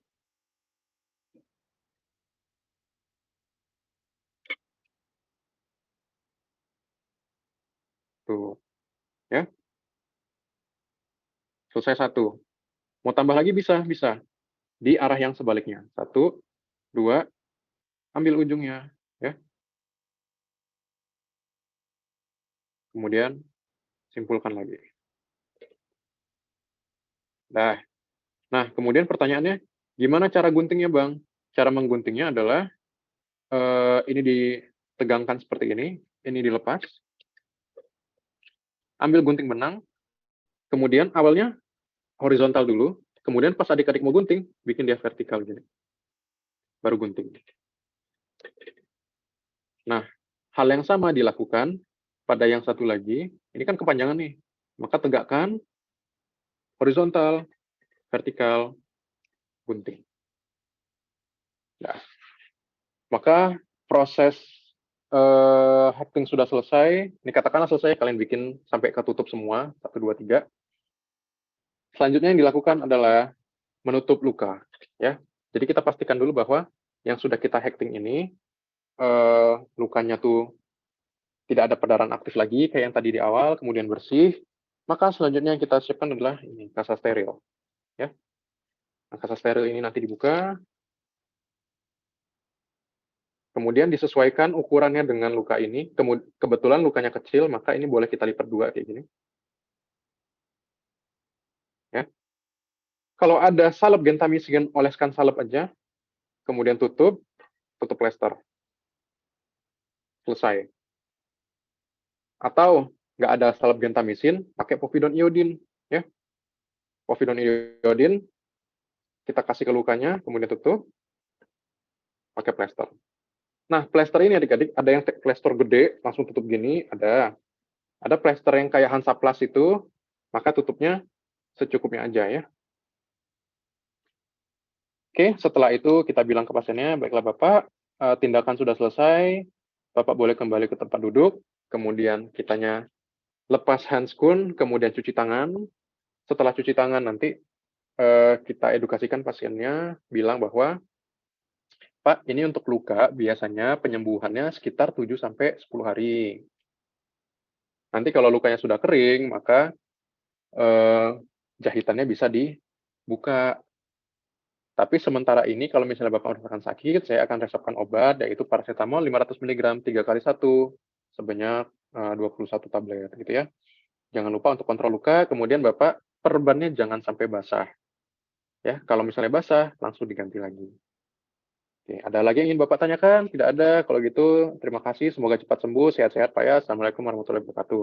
Oke, selesailah proses hacking. Ada yang mau ditanya? Izin dokter mau nanya dok, Ya, silakan. kan kami kan kalau yang jahit kan pakai alkohol swab kan dok, bersihkan lukanya kan dok. Jadi kan alkohol swab itu kan dia nggak steril, jadi buka alkohol swabnya itu kapan ya dok? Pas pakai Kalian, sarung oke, jadi, tangannya kan ah, ah, ah, ah.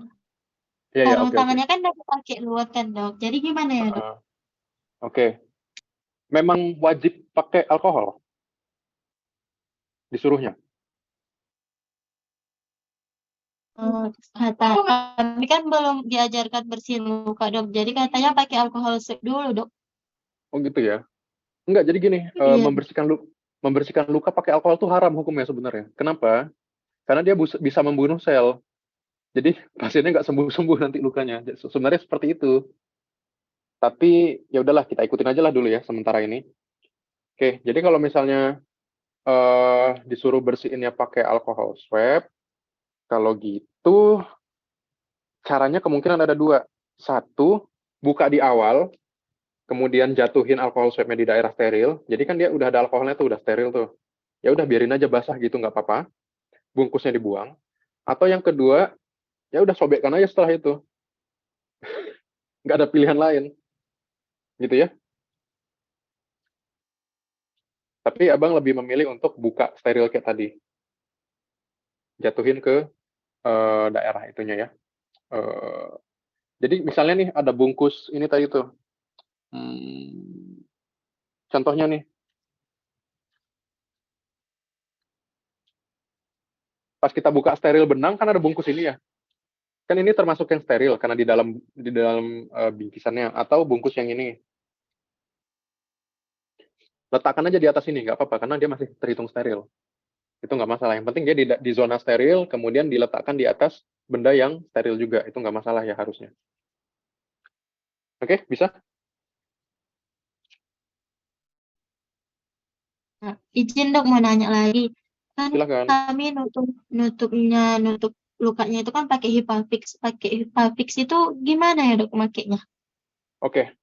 Hipafix itu adik-adik sekalian, itu bentuknya roll atau gulungan ya. Nah, kalau bentuknya Hipafix itu artinya pernah lihat Hansaplast yang lapisannya itu dibuka gini. Dibuka baru ada bagian yang lengketnya. Pernah ya? Hipafix itu kayak gitu juga. Tapi bentuknya kayak gini. Nah, jadi dia nanti bentuknya roll. Katakanlah ini HIPAFIX ya, kebetulan abang nggak menyediakan HIPAFIX. Nah, kemudian kalian ukur sepanjang apa, nah dapatlah sepanjang apa, kalian gunting sesuai dengan ukuran itu. Udah? Nah, kebetulan kan dia seukuran ini nih. Oke, nanti di bawah ini ada lapisan yang bisa kalian buka. Ya, lapisan itu contohnya gini ya. Lapisan dibuka, jadi dia seperti ini. Tunggu ya. Ini sebagai ilustrasi aja deh ya. Abang pisahin dulu.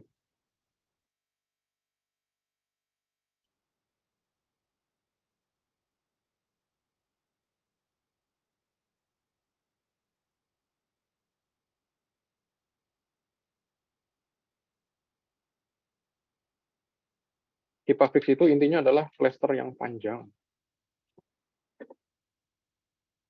Oke, gini ya, dia nanti seperti ini. Oke, ini HIPAFIX-nya. Nampak nggak? Tunggu ya, terlalu ke bawah kayaknya. Oke, ini HIPAFIX-nya. Ini daerah yang lengket. Biasanya daerah yang lengket ditutup oleh dua lapisan kayak gini, yang sifatnya kanan-kiri. Jadi caranya adalah kalian regangkan, kemudian ini akan terbuka kayak gini. Ya. Kemudian kalian bebaskan. Nah, ini tinggal bagian yang lengketnya. Nah, ini tinggal ditutup. Oke. Itu HIPAFIX ya. Udah pernah dicoba?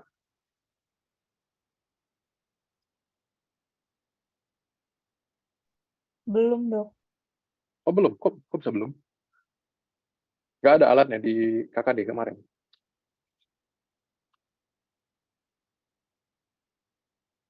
Oke, tapi adik-adik paham ya maksud abang gimana ya? Jelas kan ini ilustrasinya?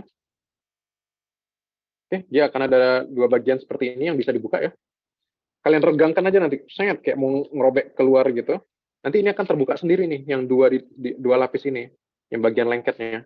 Terbuka, pas kan, copot. Ini bagian yang lengket, ada lemnya di sini, baru kalian tempel. Udah deh, tutup, selesai. Bisa?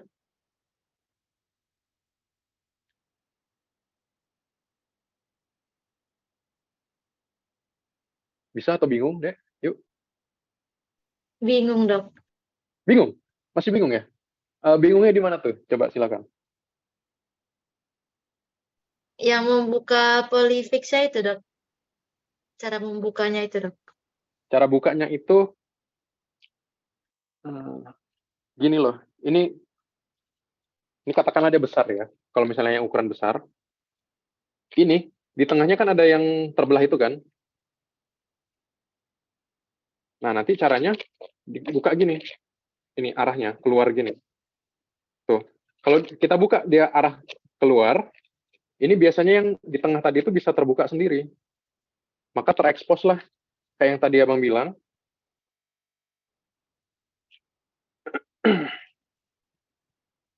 Kita buka kayak gini tadi, buka keluar. Nah, ini akan tercopot nih bagiannya supaya dia yang bagian lengketnya tadi itu terekspos yang bagian dalam. Tinggal kalian pisahin. Gitu, tempel. Gitu ya. Nah, nanti kalau misalnya adik-adik masih bingung, kan besok masih ada waktu 1 hari lagi. Coba beli aja HIPAFIX-nya, kemudian tonton ulang rekaman ini di YouTube. Kemudian lihat cara abang bukanya gimana tadi ya, dibuka keluar gini, pasti kebuka itu. Jadi jangan buka di kopek-kopek, intinya jangan di kopek-kopek deh. Kira-kira membantu nggak ya?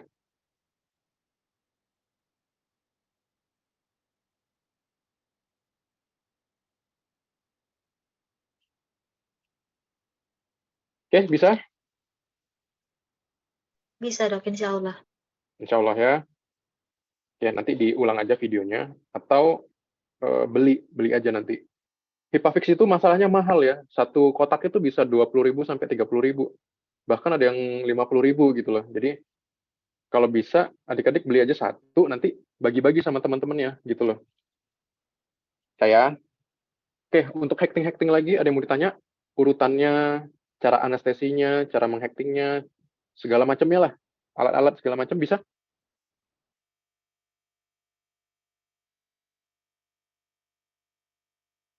Jelas ya? Jelas, Dok. Oke, alhamdulillah. Oke, gitulah kurang lebih proses daripada hecting. Jangan lupa urutannya apa aja tadi ya. Yang penting urutan, jangan lupa untuk dilatihankan lagi. Sekarang kita lanjutkan ke teknik injeksi, ya. Oke, injeksi itu tadi seperti yang sudah dibilang, kita harus mempersiapkan kayak tadi lagi. Siapin alat dulu, buka steril handscoon-nya, buka steril ininya, ya, squid-nya. Kemudian adik-adik cuci tangan. Setelah cuci tangan nanti siap-siap untuk memindahkan obat dari botol ke sini, ke squid, ya. Pindahkanlah kemari. Nah, cara memindahkan obat itu macam-macam, ya. Abang peragakan beberapa. Oke. Cara yang pertama, bentar.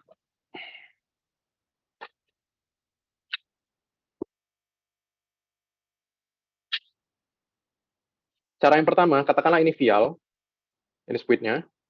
Maka caranya adalah kita cek dulu pertama-tama apakah vial ini layak untuk dipakai. Jadi adik-adik bilang nanti, baiklah pertama saya melakukan pengecekan untuk memastikan apakah obat ini atau vial ini layak pakai dengan cara melihat tanggal kadaluarsanya.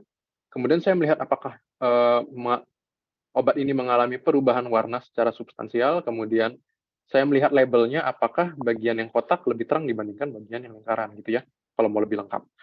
Oke, obat layak untuk dipakai. Maka selanjutnya saya melakukan aspirasi obat ke dalam squid.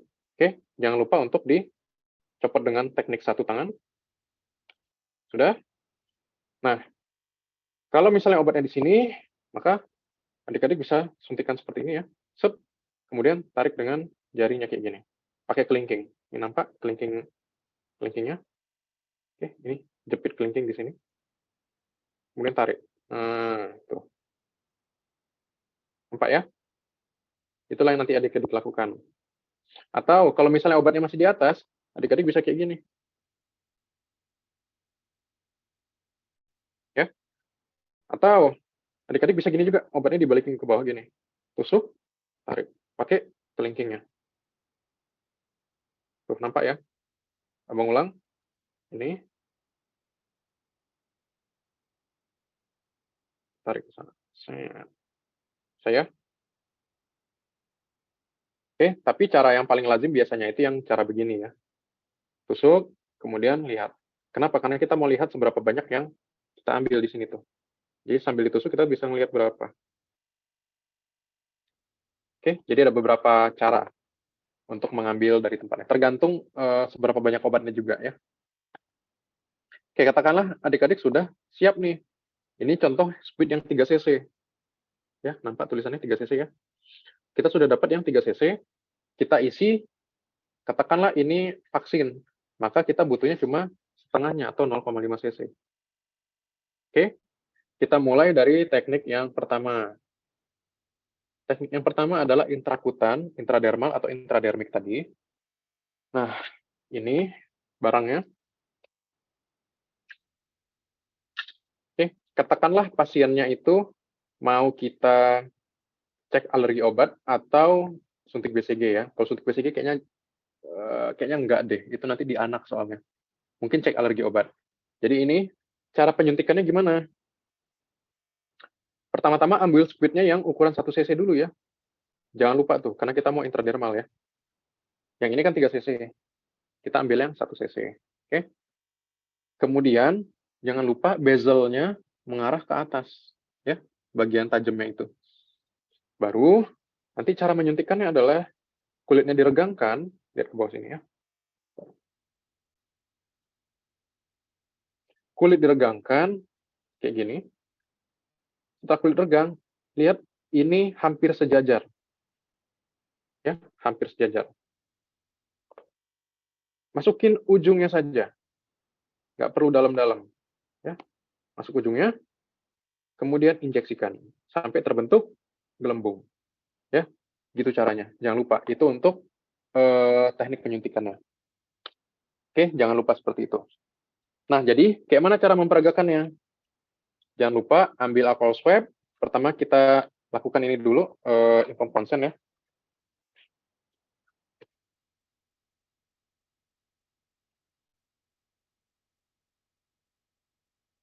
Oke, Assalamualaikum Pak. Perkenalkan, saya Dr. Asil, saya bertugas di rumah sakit pada hari ini. Baiklah Bapak, berdasarkan kondisi Bapak, sebelum memasukkan obat antibiotik, kita harus cek alergi dulu Pak ya. Cek alergi dulu dengan cara memasukkan sedikit obat ke bagian kulit Bapak, di bagian lengan. Mungkin akan sedikit tidak nyaman, tapi ini penting untuk memastikan bahwa Bapak tidak alergi terhadap obatnya. Kira-kira Bapak bersedia? Bersedia dok? Oke Bapak bersedia. Lakukan yang kayak tadi ini ya. Terus itu kalian buka alkohol swab-nya. Oke, kemudian daerah yang mau diinjeksikan, kalian bersihin sekali aja. Selesai. Oke, tunggu kering. Nah, ini bisa juga dengan cara yang sentripetal ya, atau sentrifugal. Arahnya keluar kayak gini. Bisa juga. Tapi abang lebih menganut yang sekali aja. Sekali swab, selesai. Ya. Oke, kemudian tangan ini kita bisa langsung buang. Kenapa? Karena ini yang intrakutan, yang menandakan bahwa setelah selesai injeksi tidak perlu di swab lagi, jadi dibiarkan begitu saja. Ya, udah kalian bersihkan, tindakan aseptik. Oke, lepas dengan satu tangan, jangan lupa. Kemudian regangkan. Setelah diregangkan, masukkan dengan derajat kemiringan sekitar 10-15 atau hampir sejajar. Kemudian injeksikan obatnya. Setelah masuk, tarik cepat, injeksi sudah selesai. Pak, penyuntikan sudah selesai, dalam waktu kira-kira 15 menit lagi, kita akan lihat apakah terjadi reaksi untuk melihat apakah Bapak alergi terhadap obat tersebut ya. Oke, kalau misalnya ada yang ingin Bapak tanyakan, silahkan. Kalau tidak ada, maka prosedur sudah selesai, saya cuci tangan lagi, ya, ini tutup. Jangan lupa untuk yang gini-gini, yang barang-barang tajam ini ya, itu dibuang ke kotak kuning nanti, ada safety box namanya, kita buang ke sini. Katakanlah ini safety box ya, bagus. Ya. Kemudian Bapak, daerah yang sudah disuntik jangan dipegang-pegang, jangan disentuh-sentuh, biarkan seperti itu aja. Saya cuci tangan terlebih dahulu, 7 langkah kayak biasa, selesai. Jelas ya untuk itu, untuk teknik penyuntikan yang intrakutan. Oke, itu untuk intrakutan. Nah, untuk penyuntikan yang selanjutnya, kita pakai manekin. Ntar ya, diatur dulu angle.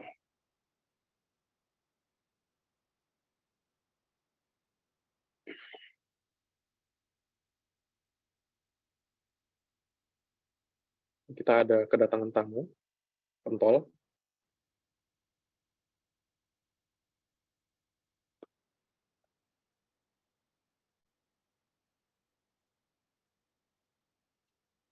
Oke. Nah, sekarang, kalau misalnya kita konteksnya tadi adalah kecap. Oke. Konteksnya tadi masih injeksi ini ya, injeksi intradermal. Intradermal itu artinya di lengan ini tadi juga ya, sama.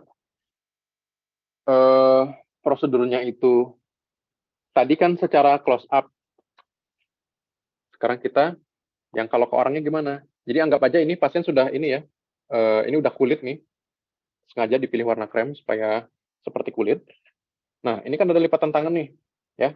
Nah, lipatan tangan ini kita ambil yang bagian bawahnya, bukan yang bagian atas. Jadi bagian polar namanya. Ini kita swipe sekali. Udah.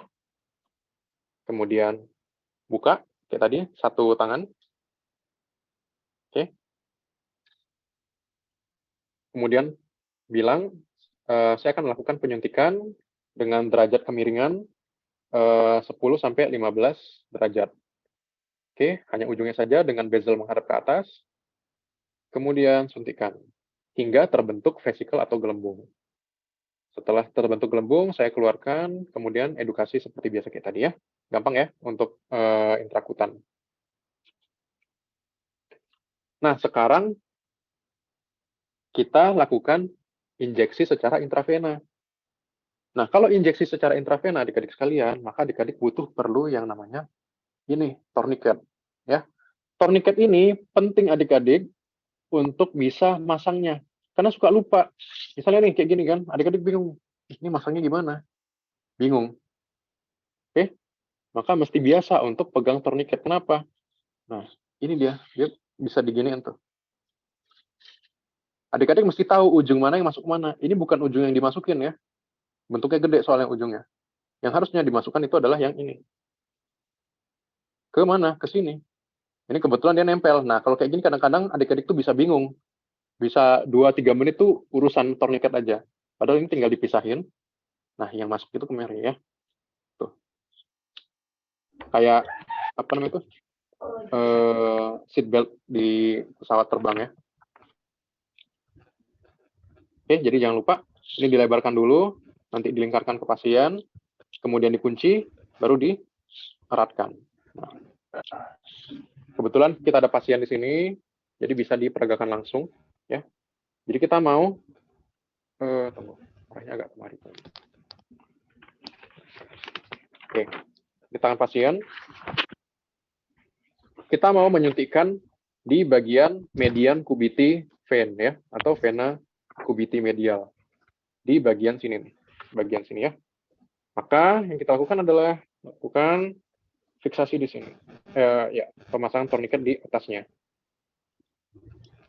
Oke, setelah terpasang kita ketatkan. Setelah diketatkan, pasien disuruh ngapain? Suruh genggam tangannya. Pak, tangannya genggam, maka pasien tangannya akan begini.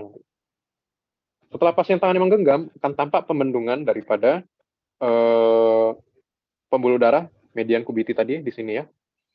Maka yang kita lakukan selanjutnya apa? Obat yang tadi sudah siap untuk diinjeksikan, kita buka lagi dengan teknik satu tangan. Oke, setelah ini siap, jangan lupa tangan kirinya pegang alkohol swab. Oke, tangan kanan pegang suntikan. Oke, lihat di sini. Kita bersihkan secara sentrifugal ya, putar keluar. Dah. Baru kita injeksikan secara intravena ya. Obatnya udah ada nih. Kita suntik dengan angle kira-kira 30 derajat ya. Kemudian masukin bezel ke atas. Apa yang harus kita lakukan? Aspirasi. Aspirasi bidang ya. Saya melakukan aspirasi untuk melihat apakah ada darah atau tidak. Apabila ada darah, maka saya akan menginjeksikan obatnya. Oke, rupanya darah positif. Maka selanjutnya kita lakukan penyuntikan obat. Suntikan obatnya, buka tourniquetnya. Kemudian tangan kiri kita tadi yang megang alkohol swab, tempelkan di situ. Tarik.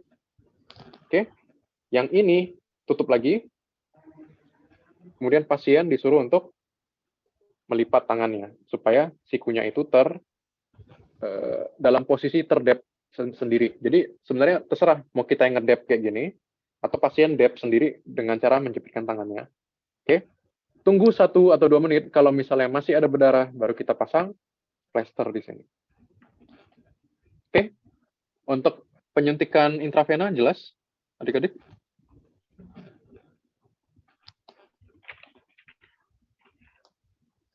Jelas ya? Oke, abang ulang sekali lagi ya. Bentar. Alatnya 3, 1 tourniquet, kedua spuit yang sudah diisi obat, ketiga adalah alkohol swab. Kalian bilang nanti. Baiklah Bapak, selanjutnya kita akan melakukan penyuntikan obat. Mungkin akan sedikit tidak nyaman, tapi penting untuk kondisi Bapak. Apakah Bapak bersedia? Bersedia dok? Oke, kita lakukan ya. Permisi ya Pak. Oke. Pertama-tama saya melakukan pembendungan darah menggunakan jepitan tourniquet. Ya. Kemudian saya ketatkan. Bapak boleh genggam tangannya. Oke. Tangan pasien menggenggam. Kemudian saya melihat apakah ada pembendungan darah di bagian vena median cubiti. Ya. Kemudian setelah ada, nampak tangan kiri saya memegang alkohol swab, tangan kanan memegang spuit. Oke, spuit yang sudah diisi obat ini saya buka dengan teknik satu tangan. Kemudian daerah yang akan diinjeksikan saya bersihkan menggunakan alkohol swab dengan cara memutar. Kemudian saya melakukan penyuntikan pada bagian vena dengan sudut 30 derajat dengan arah bezel ke atas. Saya lakukan aspirasi untuk memastikan ada darah. Oke. Apabila ada darah, maka saya di jalur yang benar, maka saya masukkan obatnya. Setelah obat masuk, saya lepas tourniquetnya. Kemudian daerah suntikan, saya tempelkan dengan alkohol swab. Kemudian tarik keluar. Yang ini ditutup dengan teknik satu tangan, kemudian pasien disuruh untuk melipat tangannya untuk kedep perdarahan yang terjadi. Saya tunggu 1-2 menit. Apabila masih ada darah, maka pasien akan saya tempelkan plester. Oke, baiklah Bapak. Proses penyuntikan obat sudah selesai. Bapak boleh kembali ke tempat duduk. Saya cuci tangan 7 langkah terlebih dahulu. Selesai. Oke. Kalau ada pertanyaan, silakan. Kalau nggak ada, kita lanjutkan ke injeksi intramuskular.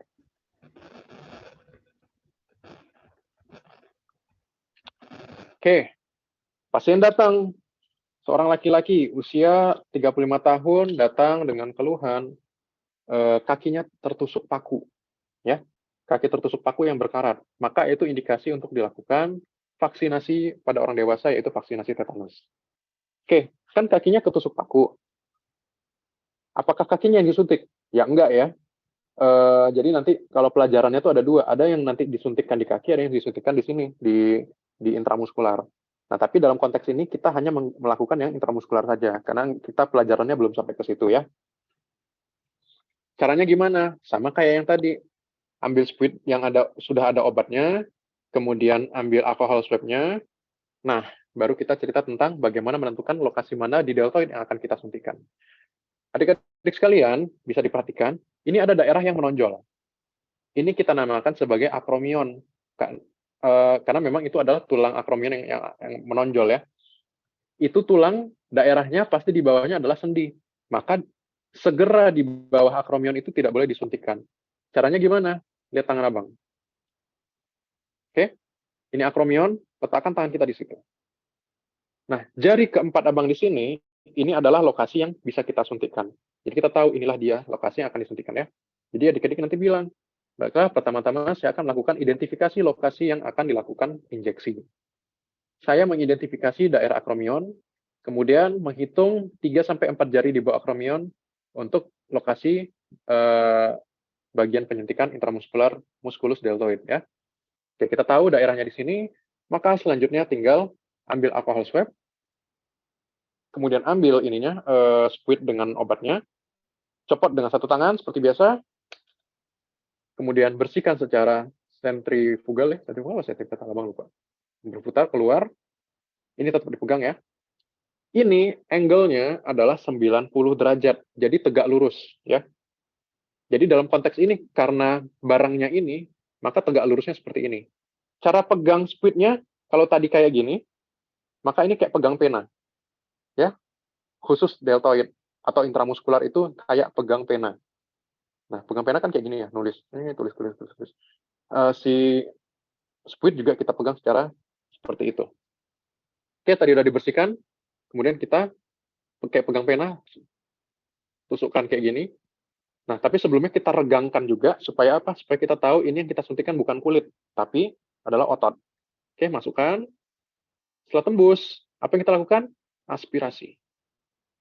Saya memastikan bahwa tidak ada darah. Kalau tidak ada darah, maka kita di intramuskular. Maka itu sudah boleh dimasukkan obat. Masukin obatnya perlahan-lahan. Oke. Kemudian tangan kiri yang megang alkohol swab, tempel di sini, kemudian tarik cepat. Dep, 1-2 menit. Kalau misalnya perdarahan masih terjadi, maka ditempel pakai plester. Kalau enggak, sudah selesai. Biasanya kalau suntik intramuskular itu nggak terjadi perdarahan ya. Jadi karena dia terjepit sama otot, dicabut ya udah selesai, nggak ada berdarah biasanya. Oke, jelas untuk intramuskular, gampang ya.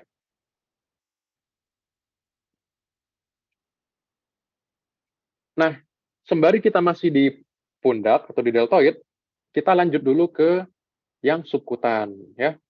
Kapan subkutan dilakukan? Subkutan dilakukan ketika kita mau vaksin campak atau mau menyuntikkan insulin. Nah, gimana caranya? Sama juga kayak yang tadi. Bedanya adalah angle-nya.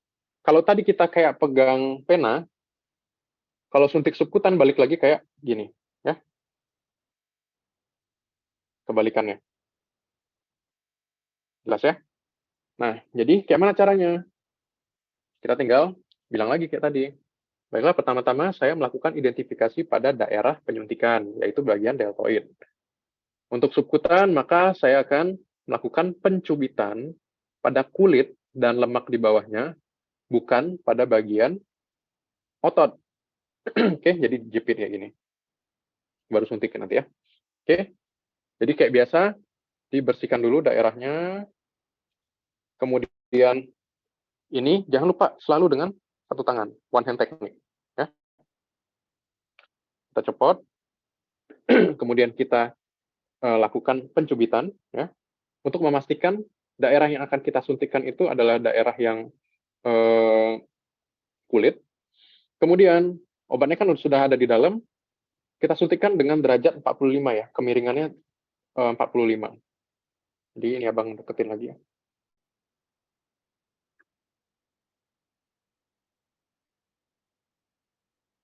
Oke, 45 derajat, suntikan. Ini tidak harus masuk semuanya. Ya, jangan ditembuskan kayak gini. Ini hanya untuk yang intramuskular. Jadi setengah aja udah masuk, udah cukup. Kita lakukan apa? Aspirasi. Aspirasi pelan-pelan untuk melihat apakah ada darah atau tidak. Kalau tidak ada darah, maka tidak intravena, jadi kita boleh masukin obatnya. Masukin perlahan. Kemudian tempel di sini. Tarik pelan-pelan, kita dab. Ya. Yang ini masukin lagi dengan teknik one hand. Jelas ya? Oke, itu untuk subkutan. Terakhir itu adalah penyuntikan intramuskular pada bagian vastus lateral. Jadi katakanlah pasiennya duduk, ini kaki. Ya. Jangan lupa, ini kaki, kita mau bagi dia kayak gini. Oke, katakanlah ini kaki. Kalau misalnya ini kaki, kita bagi, ini vastus lateral itu seperti ini ya. Kita bagi 3, ini sepertiga atas, ini 2/3 tengah, ini 3/3 yang bagian bawah. Yang kita mau cari adalah bagian paha yang ini. Ya. Jadi kalian bilang nanti, saya melakukan identifikasi pada daerah injeksi, yaitu bagian 2/3 tengah vastus lateral. Oke, jadi dia bagian yang luar. Kita udah tahu, kalau misalnya kita bagi 3 seperti ini, 1, 2, 3 ya, 1, 2, 3, maka yang bagian tengah ini akan kita suntikkan di bagian luarnya.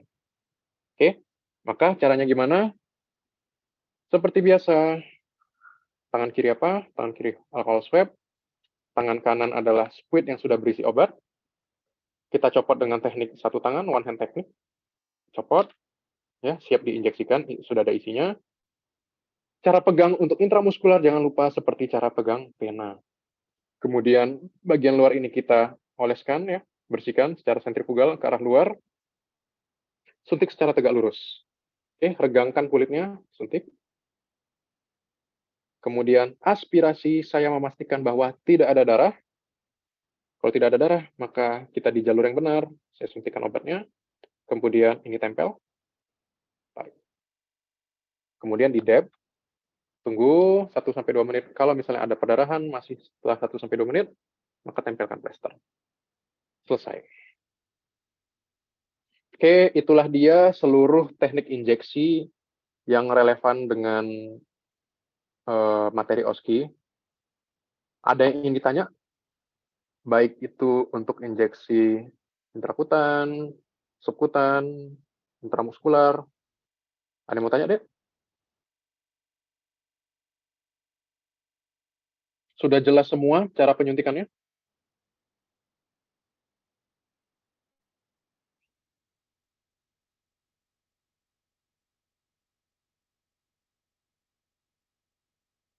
Gimana? Ada yang ingin ditanyakan?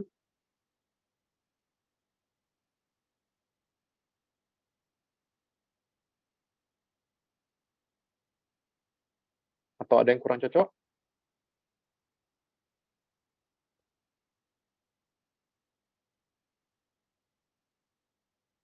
Udah pas? Cukup? Nah, cukup, Bang. Cukup ya? Oke deh, Alhamdulillah kalau gitu seluruh materi sudah kita jelaskan ya.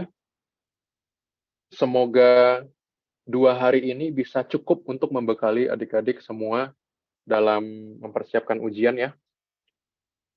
Oke, semoga bermanfaat. Oh ya, sebelum kita tutup, ada request dari admin ya, Dr. Amal untuk kalau boleh buka cam semua karena kita mau capture ya. Boleh adik-adik? Kira-kira izin ya? Sebentar aja. Buka cam-nya yuk. Atau lagi pada ini ya, lagi pada dekil apa? Lagi pada nggak pakai jilbab kali. Gimana Dokter Amal?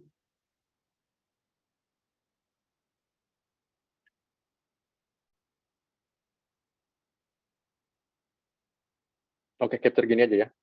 Oke, bentar. Oh, mau kok tuh. Ada yang mau.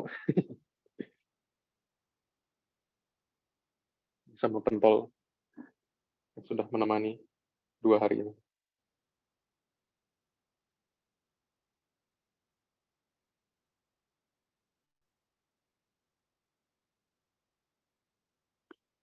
Ya, Kak. Oke deh. Ya, kalau misalnya sekarang belum ada pertanyaan, nggak masalah. Nanti kalau masih ada waktu ya, malam ini sama besok. Kalau misalnya ada yang tanyakan, tanyakan aja terus. Mungkin abang ini ya, apa namanya itu agak lebih ngasih materi itu semata-mata supaya ini aja, biar nggak kurang ya. Bagusan kelebihan materi dibandingkan kurang soalnya. Oh ya, abang lupa. Sebelum ditutup, ada tambahan dari materi yang kemarin ya. Materi yang kemarin itu ada yang nanya kemarin, Bang, kalau misalnya kita mau periksa termometer, suhu tubuh pasien, apakah kita perlu membersihkan ujungnya dengan alkohol swab? Jadi abang baca lagi tuh buku KKD-nya. Memang di buku KKD itu dituliskan bahwa ujung dari termometer itu dibersihkan dulu pakai alkohol swab. Jadi ikutin aja ya, ikutin, bersihin aja dengan alkohol swab, nggak masalah ya. Lakukan aja sebentar. Itu satu.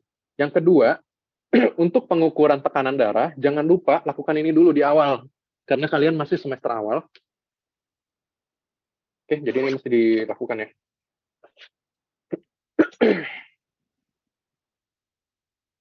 Ini sedikit aja.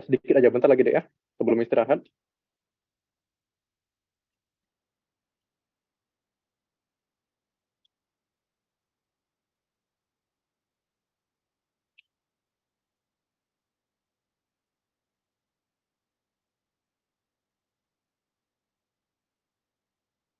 Oke, ini kan pasien biasanya gini ya. Kalau kita periksa tensinya, langsung kita tempelkan ini di sini.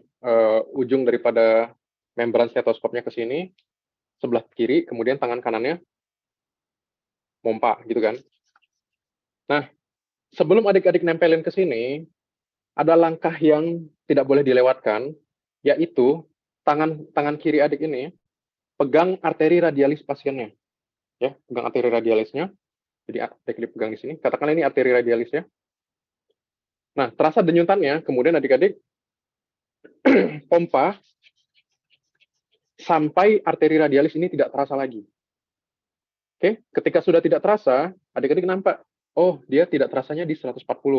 Maka adik-adik lepas pompanya. Ya. Sampai kempes. Setelah kempes, baru adik-adik lanjutkan. Karena tahu tadi dia di 140, maka tambahin 30 jadi 170. Jadi adik-adik tahu bahwa ketika nanti nempelin ini, membran stetoskopnya di sini, pompaannya sampai 170. Oke, dengerin pelan-pelan sambil dilepas. Oke, jadi intinya apa? Yang ditambah adalah sebelum nempelin stetoskop, tangan kiri itu pegang arteri radialis hingga tidak teraba lagi. Jadi gini-gini ini, lepas, baru tempel, gitu ya. Itu aja tambahannya. Oke, adik-adik sekalian, semoga les OSKI yang 2 hari ini bisa menambah wawasan, merefresh ulang, kemudian memberikan petunjuk untuk adik-adik supaya bisa lulus OSKI-nya. Kalau nggak ada pertanyaan sekarang, masih ada waktu besok, seharian kapanpun, tanya aja abang, nggak masalah ya. Tanya abang boleh, tanya Kak Dokter Amal boleh, tanya Dokter Tia juga boleh, yang mana aja boleh ya, bebas. Oke, kita tutup dengan doa penutup majelis. Subhanakallahumma wa bihamdika, asyhadu alla ilaha illa anta, astaghfiruka wa atubu ilaik. Terima kasih adik-adik sekalian. Semoga sukses lulus OSKI semuanya ya. Amin, amin. Allahumma amin. Terima kasih. Assalamualaikum warahmatullahi wabarakatuh.